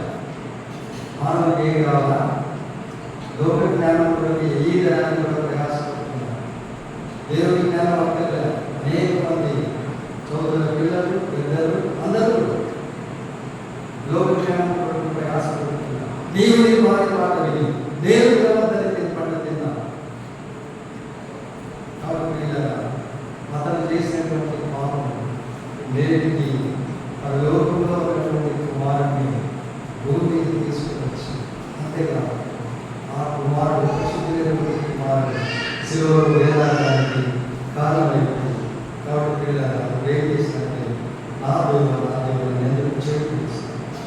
3 గంటలు గాఢంగా పస్కాల ముందు ఇశ్రాయేలు దేశంలో 8 దినాలు గాఢంగా ఉంది, 3 దినాలు గాఢంగా ఉంది. ఐగుప్తు దేశం అంతా కూడా పంపుకుంది. పస్కా బలి పశువు అప్పుడు తప్పించబడింది. అక్కడ ఆ పస్కా బలి ముందుగా 3 దినాలు గాఢంగా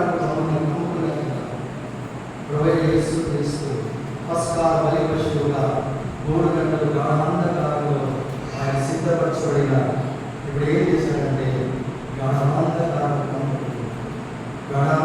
పంపుకొని బలికి సిద్ధమైనటువంటి గొర్రెల వలె ఆయన సిద్ధపరచబడినాడు. మనుషులు చూడగలమని కాదు. కీర్తన 22:1 కీర్తన 22:1 నా దేవా నా దేవా నీవు నన్ను ఏలబడినాడు. యేసుక్రీస్తు చెప్తున్నాడు. ఇది మెస్సయా, మెస్సయా అని దాని అంటారు. 22వ దావీదు కీర్తన మెస్సయా యొక్క కీర్తన. మొట్టమొదటిగా యేసు పలికినటువంటి 4వ మాట ఇక్కడ మొదలుగా ప్రవచించబడతారు. నా దేవ నా దేవ నన్ను ఏల చెయ్యి విడిచితివి. యేసుక్రీస్తు శిలువలో పలికినటువంటి మాట దావీదు ఎప్పుడో 1000 సంవత్సరాల క్రితం చెప్తున్నాడు. ఏమని అంటున్నాడు?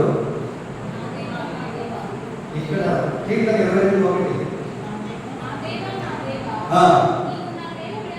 నీవు నన్నేల విడనాడితివి. అదే మాట శిలువలో యేసుక్రీస్తు పలుకుతున్నాడు.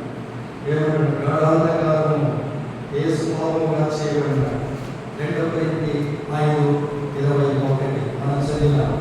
2 కొరింథీ 5:21 ఆయన మన కొరకు పాపముగా చేయబడినాడు. ఈ దేవుడు ఆయన పాపముగా చేయబడినాడు. కాబట్టి తండ్రి చేత విడువబడినాడు. ఆయన శాపగ్రాహి అయిపోయాడు. గలతీ 3:11 ప్రకారం శాపగ్రాహి అయ్యాడు. పరిశుద్ధులైన తండ్రి పాపము చేయబడినటువంటి ఆ యొక్క మానవుని పాపము ఆయన మీద మోపబడింది. కాబట్టి ఇప్పుడు సూర్యుడు అదృష్టమైపోయినాడు, చంద్రుడు అదృష్టమైపోయినాడు. ఎవరు కూడా గాఢాంధకారము లోకమంతా కూడా కమ్మినట్టుగా మనం చూడగలుగుతున్నాం. కాబట్టి వీళ్ళగా ఏ తప్పు చేయలేని దేవుడు ఆ కటిక చీకటిలో ఆయన శిలువలో వేలాడుచున్నాడు. చూడండి, యెషయా గ్రంథం 5:30 ప్రకారం యెషయా 5:30 యెషయా 5:30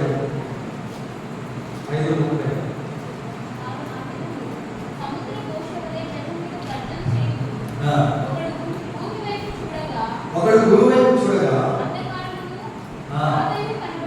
అంధకారంలో గురువు వైపు చూస్తే అంధకారం కనబడేది. 11వ అధ్యాయం 11 యెషయా 11 ఆకాశ నక్షత్రములను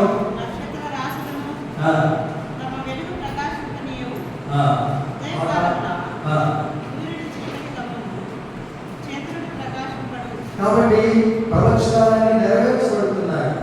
5వ అధ్యాయము 30 వచనంలో, 11వ అధ్యాయం 10వ వచనంలో లేఖనాలు నెరవేర్చబడినాయి. కాబట్టి చీకటి దేవుడి ఉగ్రతకు పోల్చబడింది.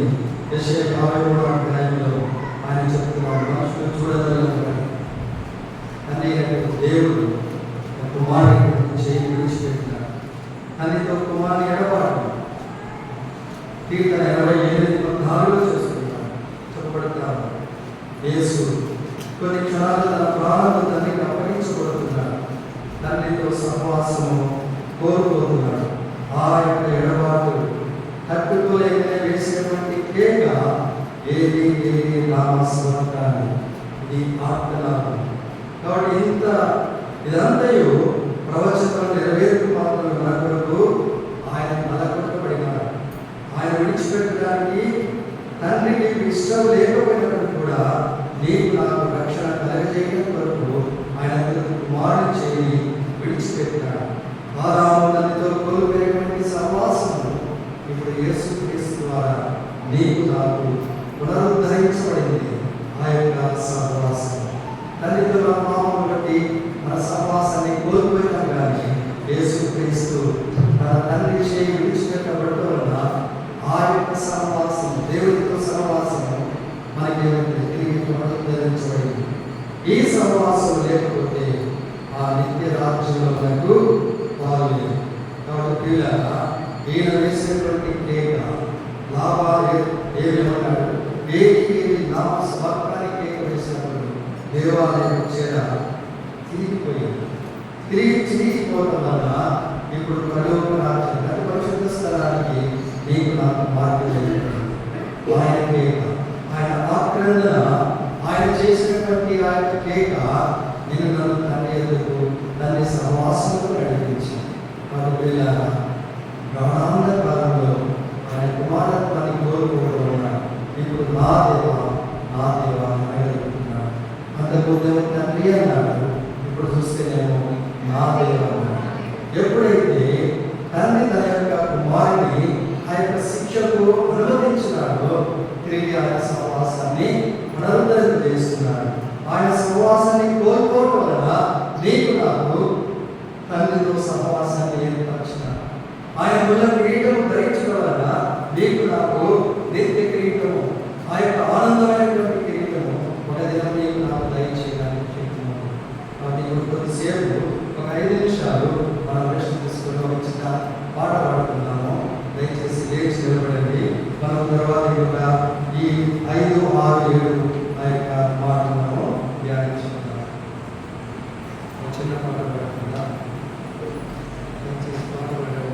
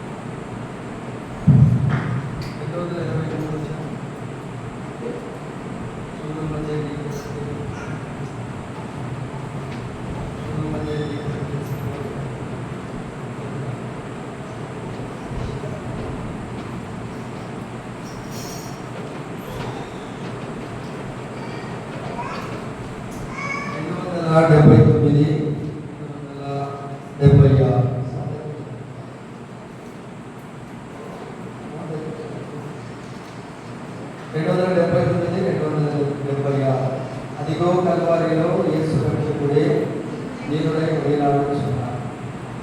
అదిగో కల్వారిలో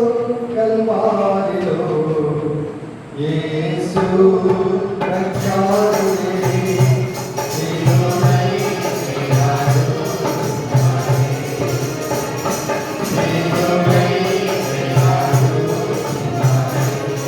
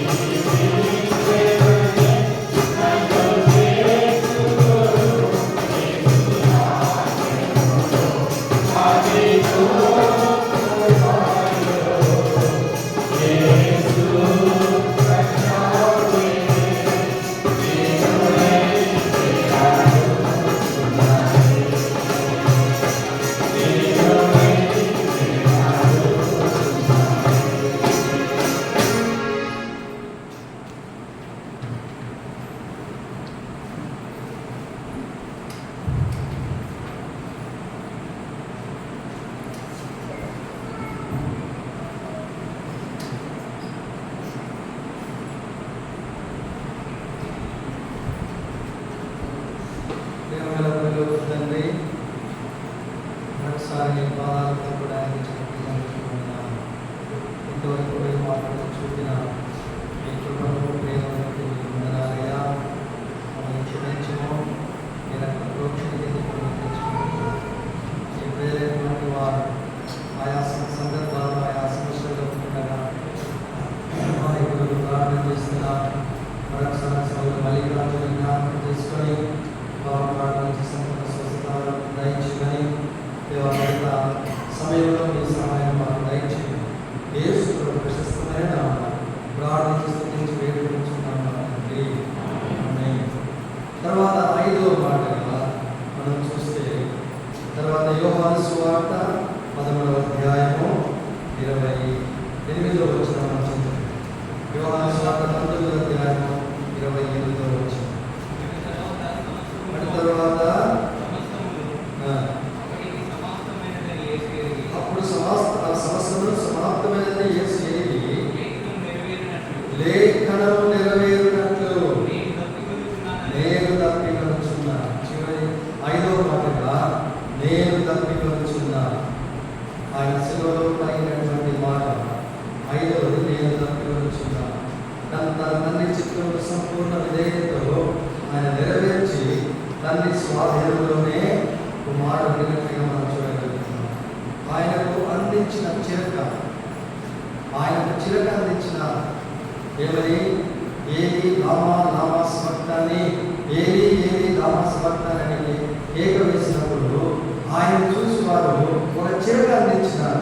ఏమిటి ఆ చిరక అంటే చేదునటువంటి ఒక ద్రవము. అది తాగితే మత్తులోకి వెళ్ళిపోయి ఆ బాధను శ్రమను ఆయన నొప్పిని వారు తెలియకుండా కొరకు ఆయనకు మత్తు తాగడానికి ఇచ్చినారు. చూస్తున్నాం కదా, అనేక మంది త్రాగి ఎక్కడంటే అక్కడ పడిపోతారు. ఎక్కడ పడిపోవడం తెలియదు. ఆ త్రాగుడుకు లాంటి మత్తు కలిగించేటువంటి ద్రవం ఇచ్చినప్పుడు యేసు దాన్ని త్రోసివేశాడు, త్రాగడానికి నిరాకరించినాడు. ఆయన తన యొక్క శరీరంలో తన యొక్క ఆత్మను సంపూర్ణంగా స్వాధీనంలో స్పృహలో ఉన్నాడు. ఆయనకు తెలుస్తూ ఉంది, ఆయనకు తప్పికొన్నాడని ఆయనకు ఎదుగుతూ ఉంది. చూడండి, కీర్తన 69:21 వచ్చిన 69 కీర్తన 21 వచ్చిన 69:21 ఆయన తనకు చేదు ఆహారంగా పెట్టింది. నాకు దప్పి అయినప్పుడు చిరకను త్రాగనిచ్చి లేఖనముల ప్రకారం ఎప్పుడో 1000 సంవత్సరాల కిందట దావీదు యొక్క వీటిని ప్రవచిస్తున్నాడు. ఏమని? నాకు దప్పి అయినప్పుడు వారికి ఆహారం ఆకలిగినప్పుడు చిరకనిచ్చినారు, దాహమైనప్పుడు చేదు అయినటువంటి పదార్థం ఇచ్చినాడు. ఆయన దాన్ని త్రోసివేసినాడు. ఎందుకనగా లేఖనముల ప్రకారము ఆయన చదవండి 19:28 యోహాను సువార్త 19:28లో అప్పుడు సమస్తము సమాప్తమైనదని యేసు ఎరిగి లేఖనముల ప్రకారము నేను తప్పికొనుచున్నాను. లేఖనముల ప్రకారము ఆయన తప్పికొన్నాడు. కాబట్టి ప్రియులారా, హాగరు తన కుమారుని అప్పగించి తను ఎడారిలో వదిలిపెట్టినప్పుడు ఆమె తప్పికొన్నట్టుగా తన కుమారుడు తప్పికొన్నట్టుగా చూడగలుగుతున్నారు. ఆమె ఏం చేసింది? ఎడారిలో తన కుమారుడు చావనే ఉంటున్నాడు. వారి కొరకు ఎలుగెత్తి ఏడ్చింది. ఎవరి హాగరు? అబ్రహాము పెళ్లి చేసుకున్నటువంటి ఐగుప్తురా. ఎడారిలో ఎవరు లేరు, అందులో తన కుమారుడు అక్కడే ఉన్నారు. ఎడారిలో దేవుడు వస్తున్నాడు ఆయన దగ్గరికి. ఏమంటున్నాడు? హాగరు ఏమంటు చదవండి. ఎడారిలో ఒక్కదే ఉంటామండి. ఎడారిలో ఉన్నటువంటి హాగరును పేరు పిలుస్తున్నాడు. ఇది ఇక్కడ ఒక విషయం. ఇప్పుడు ఏమంటున్నాడంటే అక్కడ నీటి కూడా ఉంది, అక్కడ తాగలుగుతుంది. ఎడారిలో ఉన్నప్పుడు ఆమె పేరుతో చూసినటువంటి దేవుడు, ఎడారిలో ఒంటరిగా ఉన్నప్పుడు తనను పిలిచి ఆమె యొక్క నీటి దాహమును అందించినటువంటి దేవుడు ఇంత సంఘం మధ్యలో ఉండగానే నేను గమనించాను. నిన్ను కూడా పేరు పిలవగలరు. ఎడారిలో ఒంటరిగా ఉంటున్నారని చూసినటువంటి వారు. కాబట్టి లేఖనంలో నెరవేర్పు ప్రకారం ప్రవచనాలు ఆయన దప్పికొన్నట్టుగా చూడగలుగుతున్నాం. యెషయా 69వ దావీదు కదా, ఇది విశ్వాసం గురించినటువంటి ప్రవచనం. 3వ వచనం చూస్తే నా గొంతు ఎండిపోయింది. 369 దావీదు కీర్తన 3వ వచనం చూస్తే ఆయన గొంతు ఎండిపోయినట్టుగా చెప్పగలుగుతున్నాడు. దప్పికొన్నకు ఏ మాత్రం కారణము ప్రవచనాలు ఒకటి కూడా తప్పిపోకుండా ఉండడానికి. నిత్య నరకంలో నీవు నేను తప్పుతో ఏడ్చి కేకలు వేసినప్పటికీ ఒక్క నీటి చుక్క కూడా దొరకకుండా ఆ నిత్య వేదనలో నువ్వు నేను ఉండకుండా ఆయన నీ కొరకు నా కొరకు తప్పుకున్నాడు. మన ఇద్దరు తక్కిలేవండి, పక్కన నిలబడేవారు, ఎవరైనా చూసి లేవండి. కాబట్టి ఆయన లేఖనముల ప్రకారం తప్పిపోతున్నాడు. కారణం ఏంటంటే ఒక దినం నిత్య నరకంలో ఒక చుక్క నీటి కొరకు కూడా మనం అల్లాడవలసి ఉంది. దాన్ని తప్పించాలంటే ప్రభు నీ కొరకు నా కొరకు తప్పిపోతున్నాడు. నీ దాహం నా దాహం తీర్చడానికి ఆయన తప్పిపోతున్నట్టుగా చూడగలుగుతున్నాడు. యోహాను సువార్త 4వ అధ్యాయంలో చూస్తే ఆ యొక్క పాపురాలైన స్త్రీ దగ్గరికి వచ్చి అమ్మా నాకు దాహం ఉంటున్నాడు. ఆయన దాహము ఒక స్త్రీని రక్షించినప్పుడు ఆ స్త్రీతో మాట్లాడడానికి ఆమె దగ్గరికి వస్తున్నాడు. సమరయ్య మాట్లాడుతున్న వారు వెళ్ళారు. యూదులు చుట్టూ తిరిగిపోవడానికి ఇష్టపడతారు, కానీ సమరయ్యలో మాట్లాడుతున్న వారు వెళ్ళరు. అక్కడ రాస్తారు యోహాను సువార్తలో, ఆయన సమరయ్యలో మాట్లాడుతున్న వెళ్ళవలసి ఈ had to go through Samaria. చక్కగా రాయబడింది. ఆయన వెళ్ళవలసి వచ్చింది. ఏం కారణమేమి? అక్కడ ఒక స్త్రీ ఉంది, లోక పాపల చేత దప్పికొన్నది. ఎంత చేసినప్పటికీ కూడా లోక ఇచ్చల చేత తన యొక్క దాహం తీర్చుకోవాలని ఎంతగా ప్రయాసపడుతుంది, దాహం తీరడం. అలాంటి స్త్రీ దగ్గరికి వచ్చి ఆమె దాహం తీర్చినటువంటి వాడు నీవు నేను ఆ నిత్య నరకంలో దప్పికొనకుండా ఉన్నప్పుడు ఆయన దాహం దప్పికొన్నాడు. అంతేకాదు ఆయన అల్లాడిపోయి ఆయన శిలువ మీదకి ఆయన నీ కొరకు నా కొరకు దాహం పెట్టినాడు. ప్రకటన 7వ అధ్యాయం 6వ వచనంలో ఆయన మనకు దాహము తీర్చేటువంటి వాడిగా ఉంటున్నాడు. అయితే మనకు అనేక దాహాలు ఉన్నాయి. మన దాహం ఉంది, ఏముంది, అధికార దాహం ఉంది, ఇంకేముంది, పదవి దాహం ఉంది, కీర్తి ఉంది, రాజకీయ దాహం ఉంది, కొంతమంది వ్యభిచార దాహం ఉంది. ఇది ఎంతైనా కానీ తీరనటువంటిది. ఈ వ్యభిచార దాహం, ధనదాహం, పదవి దాహం ఇవన్నీ కూడా ఎంతో భయంకరమైనటువంటి ఈ దాహంలో ఎంత కాలంలో మనసులో పెట్టుకున్నంత వరకు కూడా ఈ దాహం తీరదు. అందుకనే దీనులను విడిపించుకున్నప్పుడు మాత్రమే ఆయన తప్పిపోయినట్టుగా చూడగలుగుతున్నారు. కాబట్టి ఆయన తప్పి ఎలా ఉంటుందంటే, ఆయన తప్పి తీరిస్తే ఆయన తప్పేదంటే నువ్వు నేను రక్షణ పొందడమే. అందుకని కీర్తన 24 వచనంలో చెప్పబడుతున్నాను. కీర్తన 84:2. కీర్తన 24 చదువు. కీర్తన 24 త్వరగా చదువు.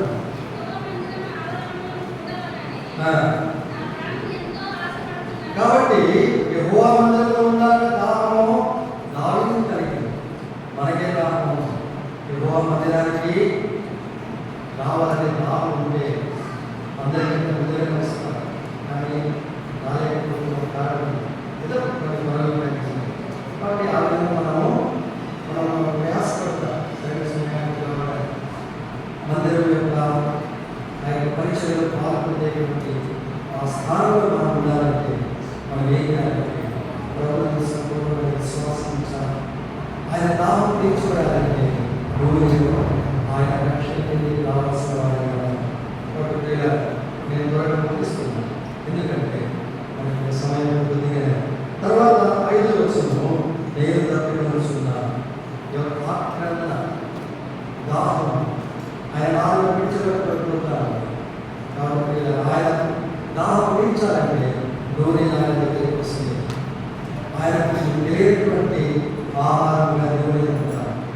మనం ఎప్పుడైతే రక్షణ కిందకి వస్తామో ఆయన దాహం తీర్చబడతారు. తర్వాత 6వ చూస్తాం. యోహాను సువార్త 19వ అధ్యాయం 30 వచనం. యోహాను సువార్త 19:30.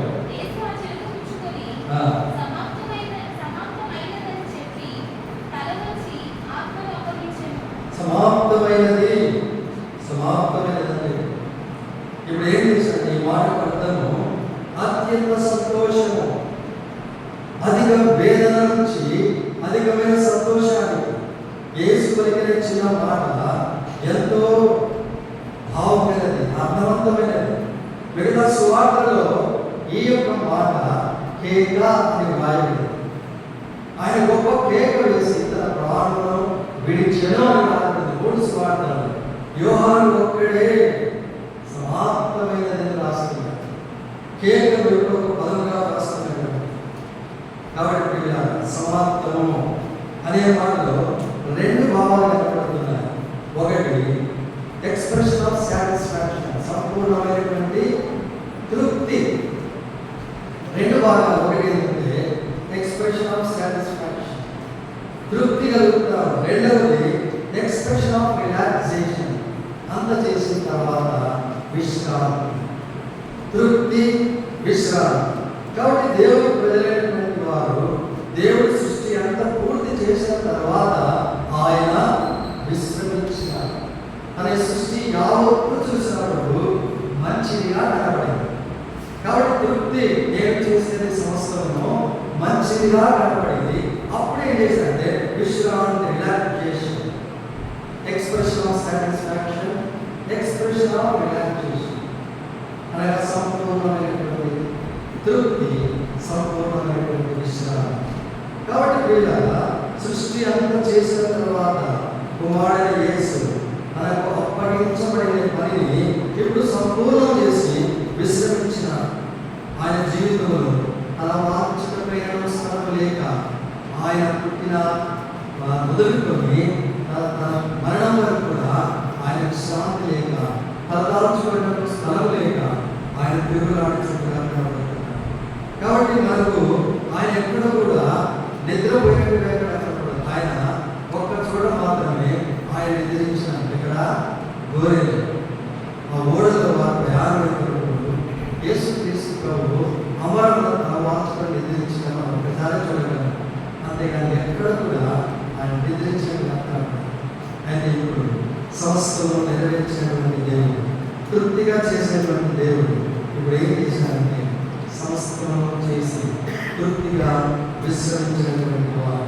కాబట్టి ఈ సమాప్తము కొన్ని కార్యాలు చూపిస్తాను. 7 కార్యాలు మనకు చూపిస్తాను. ఒకటి శారీరకమైనటువంటి మధ్యవర్తిత్వం, అనగా ఫిజికల్ మీడియేటర్షిప్, అనగా శారీరకమైనటువంటి మధ్యవర్తిత్వము, క్షమాపణ మనకు దొరుకుతాం. తల్లితో లేనటువంటి సంబంధాన్ని కుమారుడైనటువంటి యేసు మనకు మధ్యవర్తిగా వచ్చడం వలన మనకు క్షమాపణ దొరుకుతాం. కాబట్టి ఫిజికల్ మీడియేషన్. రెండవదిగా ఫిజికల్ ఆన్సరింగ్ ద ప్రేయర్స్, అనగా మన ప్రార్థనలకు శారీరకమైనటువంటి అభయం. రెండవదిగా శారీరకమైన ప్రార్థనలకు జవాబు దొరుకుతాము. ఇప్పుడు ఆయన సంపూర్ణం చేసిన తర్వాత, ఆయన పనులన్నీ సంపూర్ణం చేసిన తర్వాత మనం ప్రార్థన చేస్తే మనకు జవాబు దొరుకుతా ఉంది. కారణం ఏంటంటే ఆయన మనకు అభయమైనటువంటి వాడు, మధ్యవర్తిగా వచ్చినటువంటి వాడు. మూడవదిగా రెస్పాన్సిబిలిటీ టువర్డ్స్ పేరెంట్స్, అనగా ఇది ఏంటంటే ఆ యొక్క ఆదరణ, తల్లిదండ్రుల యొక్క ఆయన మన యొక్క బాధ్యత. నాలుగవదిగా ఆయన physical separation from the father, ఆవేదన, తండ్రితో కూడా వేరు చేయబడిన తర్వాత. ఐదవదిగా చూస్తే ఆయన ఈ యొక్క లేఖనములను నెరవేర్చి ఫుల్ఫిల్మెంట్ ఆఫ్ ద స్క్రిప్చర్స్, అనగా ఆక్రమణ వేసినారు, సమాప్తమైనదని చెప్పినారు. తర్వాత 5 చూస్తే సబ్మిటింగ్ హిమ్సెల్ఫ్, ఆయన తను తాను అప్పగించుకొని విజయోత్సవంతో ఆయన తన పని ముగించినారు. ఏం సమాప్తమైంది? తనకు అప్పగించబడిన పరిచయం అంతా కూడా సమాప్తమైంది. ఇంకొకటే ఒకటి మిగిలింది, అది మరణం ఒకటి. ఆయన అప్పగించబడిన పని ఏంటంటే భూలోకానికి మానవుడిగా రావడము, ఆయన మనుషులందరినీ తన యొక్క వైపు ఆకర్షించుకోవడము. మీరందరూ ఆకర్షించబడాలంటే ఆయన పైకి ఎత్తబడాలి. పైన చూసినప్పుడందరూ కూడా వారందరూ ఆకర్షించబడతారు. అనేకులు ఆయన శిలువను చూసి ఆకర్షించబడిన వారు అనేకులు. శిలువ మరణం అనేకులు ఆకర్షించింది. కాబట్టి వీళ్ళ ఈ సమాప్తము ఏమైపోయిందంటే 7 కారణాలను చేసింది.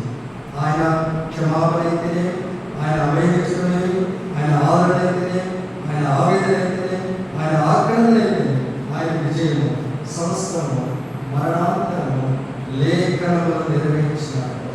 యోహాను సువార్త 19:33 చూస్తుంది.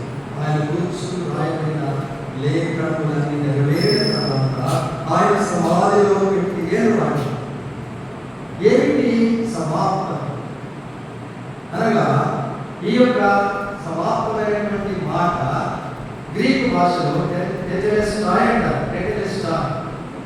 టెటెలెస్టాయ్ అనేటువంటి పదము మనకు చాలా కొత్తది, కానీ గ్రీక్ దేశస్తులకు ఆ పదం చాలా సుపరిచితమైనది.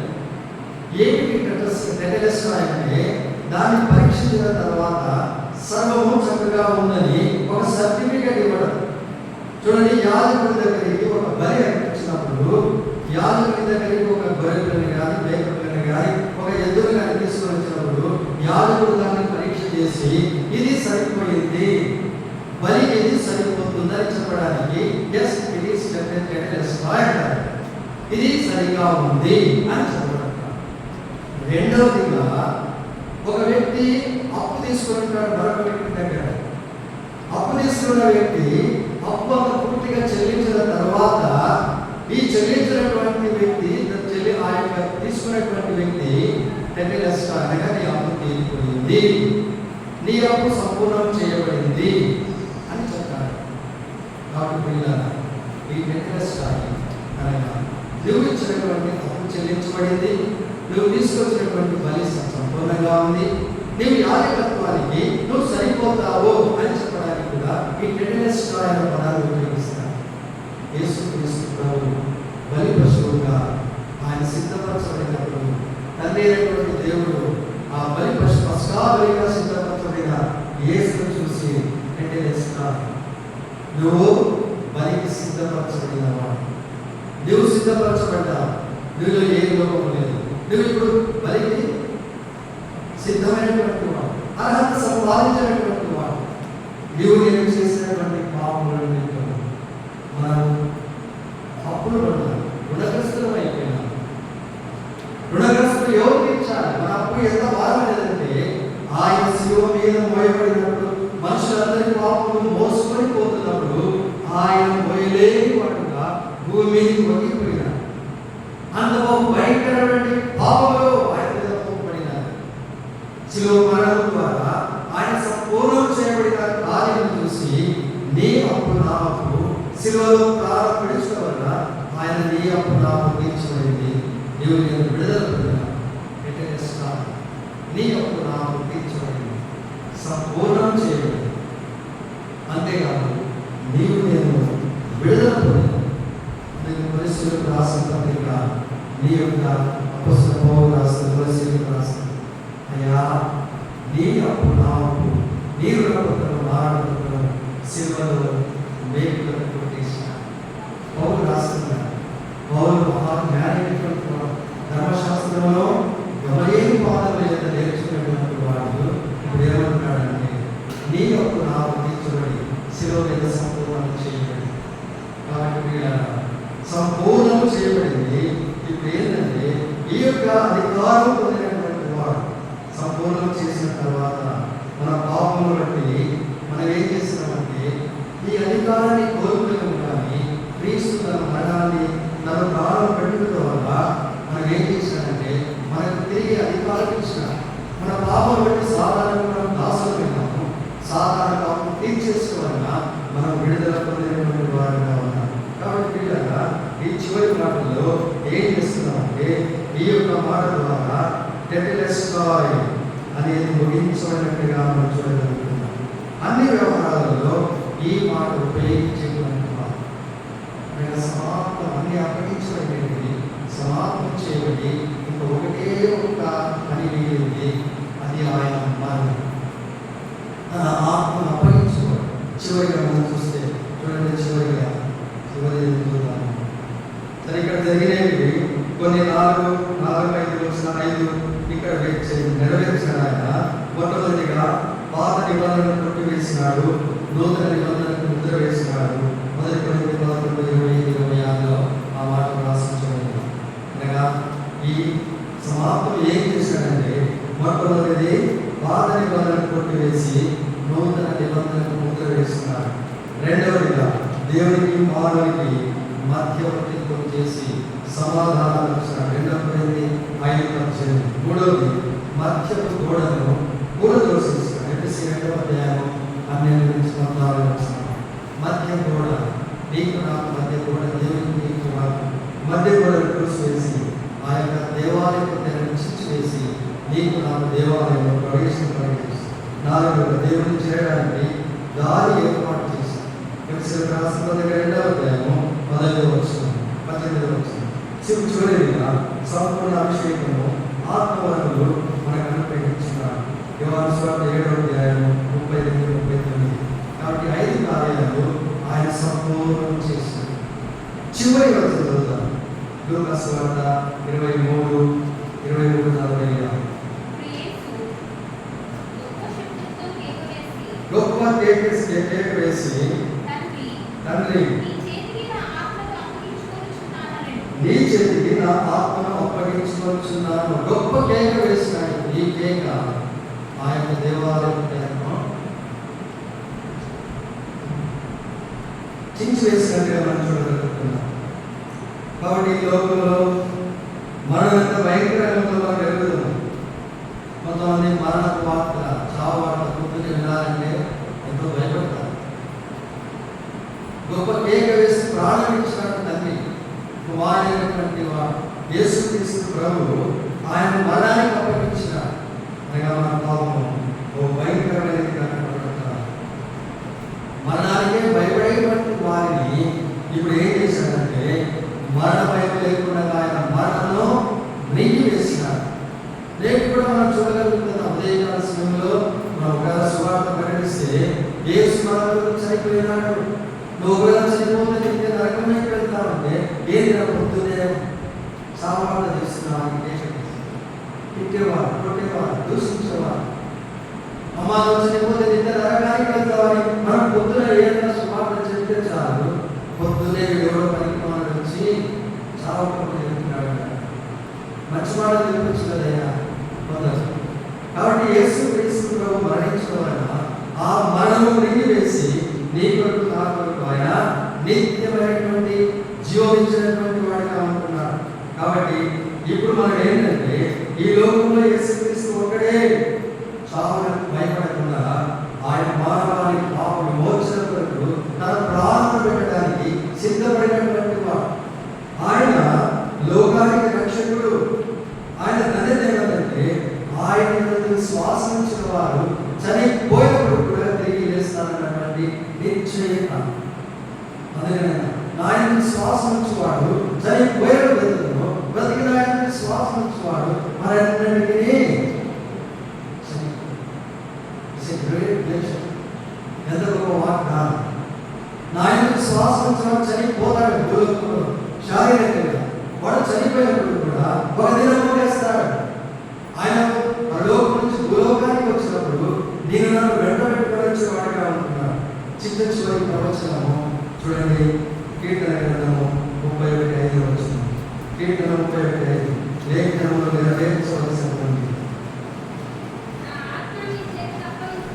నా ఆత్మను నీ చేతికి అప్పగించుకొనుచున్నాను. ఇప్పుడు ఏమంటారు? గొప్ప కేక వేసి యేసు గొప్ప కేక వేసి 46లో సమర్పించుకుంటున్నాడు. తనంతా ఏమని సమర్పించుకున్నాడు? అయ్యా నా ఆత్మ నీ చేతికి అప్పగించుకొనుచున్నాను. కీర్తన 31:5 ఏమంటున్నాడంటే ఏమంటున్నాడు? నా ఆత్మను నీ చేతికి అప్పగించుకొనుచున్నాను. క్రైస్తవులకు మిగిలినది ఏంటంటే గొప్పటువంటి ఆదరణ, ఒక నిశ్చయం ఏంటంటే ఒక దినం చనిపోతాము, మన యొక్క ప్రాణము తండ్రి దేవుని చేతిలోకి వెళ్తామని ఎక్కడో కాదు, నిత్య నరకంలో కాదు. It's an assurance. ఇది ఒక నిశ్చయం. నీకు నాకు ఇవ్వబడినటువంటి ఆదరణ. యేసుక్రీస్తు చనిపోయిన తర్వాత ఆయన ఆత్మ ఏ విధంగా తండ్రి చేతికి వెళ్ళిందో నీ నా ప్రాణములు కూడా ఒక దినము ఆత్మ కూడా తండ్రి చేతికి వెళ్తాయని నిశ్చయంగా ఆయన అనుగ్రహిస్తున్నారు. కాబట్టి ప్రియులారా, ఇప్పుడు జరిగేది ఏంటంటే యేసుక్రీస్తు ప్రభు ఆయన బంధించబడినటువంటి వారు, వెళ్ళలేనటువంటి స్త్రీలు దూరంగా నిలబడి చూస్తున్నారు, బందిపడుతుగా చూస్తున్నారు, సైనికులు చూస్తున్నారు. ప్రభువులకు సమీపంగా ఉండిన వారు ఆయన మరణంలో అద్భుత ఆశ్చర్యకారు, శిలువ మరణంలో సృష్టించినటువంటి అద్భుతాలు అనేకం. దేవాలయం చిరిగిపోయినప్పుడు ప్రధాన యాజకుడు అంటున్నాడు, ఏమంటున్నాడు? ఈయన నిజంగా దేవుడి కుమారుడు. అంతవరకు లేదే ప్రధాన యాజకుడు ఆ మాట లేదే.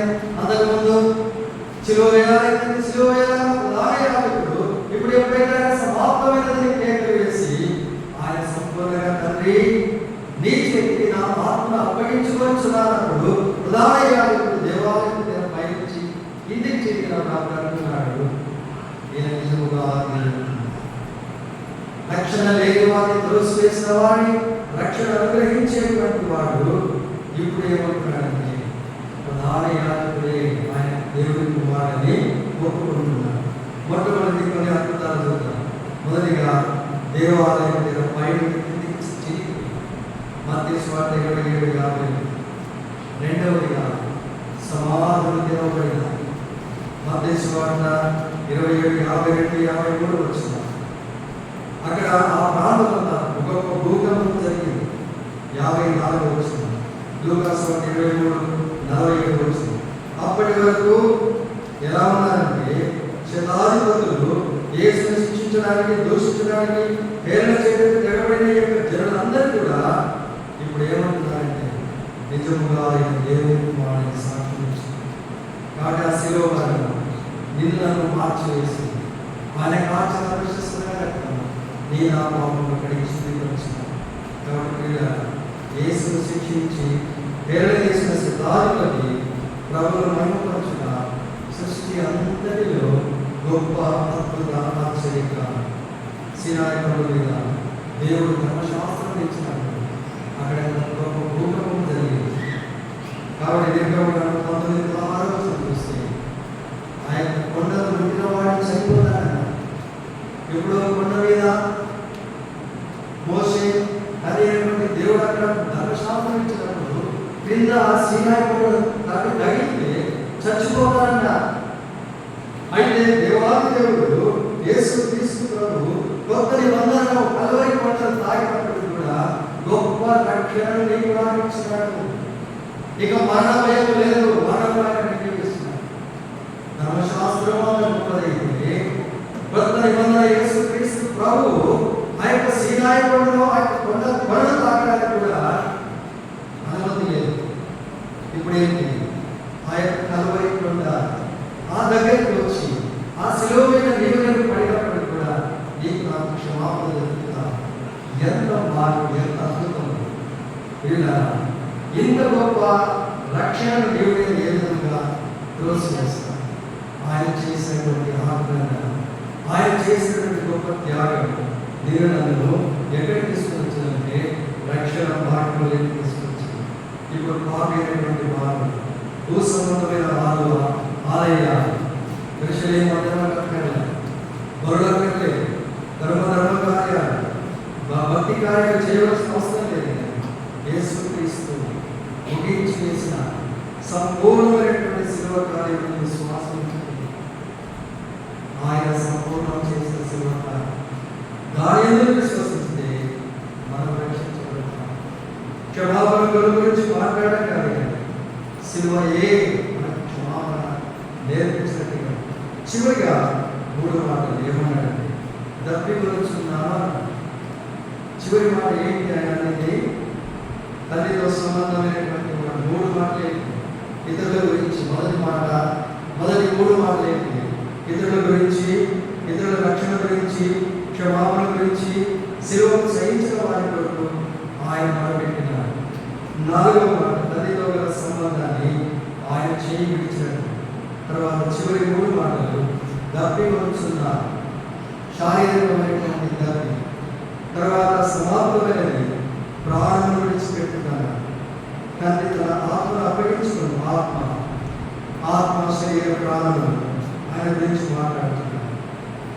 వీళ్ళారా, ఈ ఆత్మ శరీరము ప్రాణము రక్షించడానికి ఆయన మానవుడిగా భూలోకంలో జన్మించి ఆయన శిలువ మీదకి ఎక్కి ఆయన శిలువ కార్యము నెరవేర్చినటువంటి వాడు. ఈ 7 మాటల ద్వారా దేవుడు నీకు నాతో మాట్లాడి మనము పైకి భక్తి గల వారుగా ఉన్నప్పటికీ, మంచివారుగా కనబడినప్పటికీ, ఈ కార్యం ద్వారా ఆయన పలికినటువంటి మాటల ద్వారా చూసుకుంటే నా హృదయంలో నేను ఎంత దౌర్భాగ్యంగా, ఎంత భ్రష్టత్వంతో నిండి ఉన్నాను. ఇతరులకు నేను కూడా క్షమించలేని స్థితిలో ఉన్నాను. ఇతరులకు ప్రార్థన చేయలేని వాడిగా ఉన్నాను. ఇతరుల అక్కలు తీర్చలేని వాడిగా ఉన్నాను.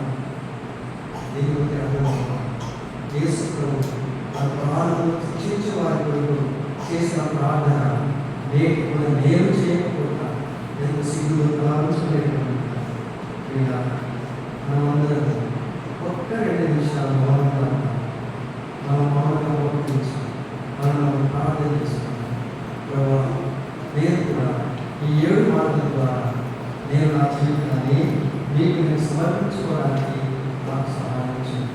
నేను కూడా ఇతరులకు క్షమించలేని స్థితిలో ఉన్నాను. పైకి మంచివాడిగా ఉన్నాను కానీ నా బతుకు లేదు. పైకి భక్తిగలవాడిగా ఉన్నాను కానీ నా జీవితం లేదు. నా బతుకు ఈ సంవత్సరం నెరవేర్చిన మీకు మీరు అప్పగించుకున్నా మీ ప్రాణం పెట్టిన ఒక 2 నిమిషాలు మౌనంగా ఉన్నాను. నేను ఎవరిని చేతులు అడిగాను మీకే మీరు పశ్చాత్తాపం ఆయన దగ్గరికి వస్తే ఆయన క్షమించడానికి సిద్ధమైనటువంటి కళ్ళు మూసుకొని మనం దేవుని దగ్గర మనం ఒక నిమిషం మనం ప్రార్థిస్తాం.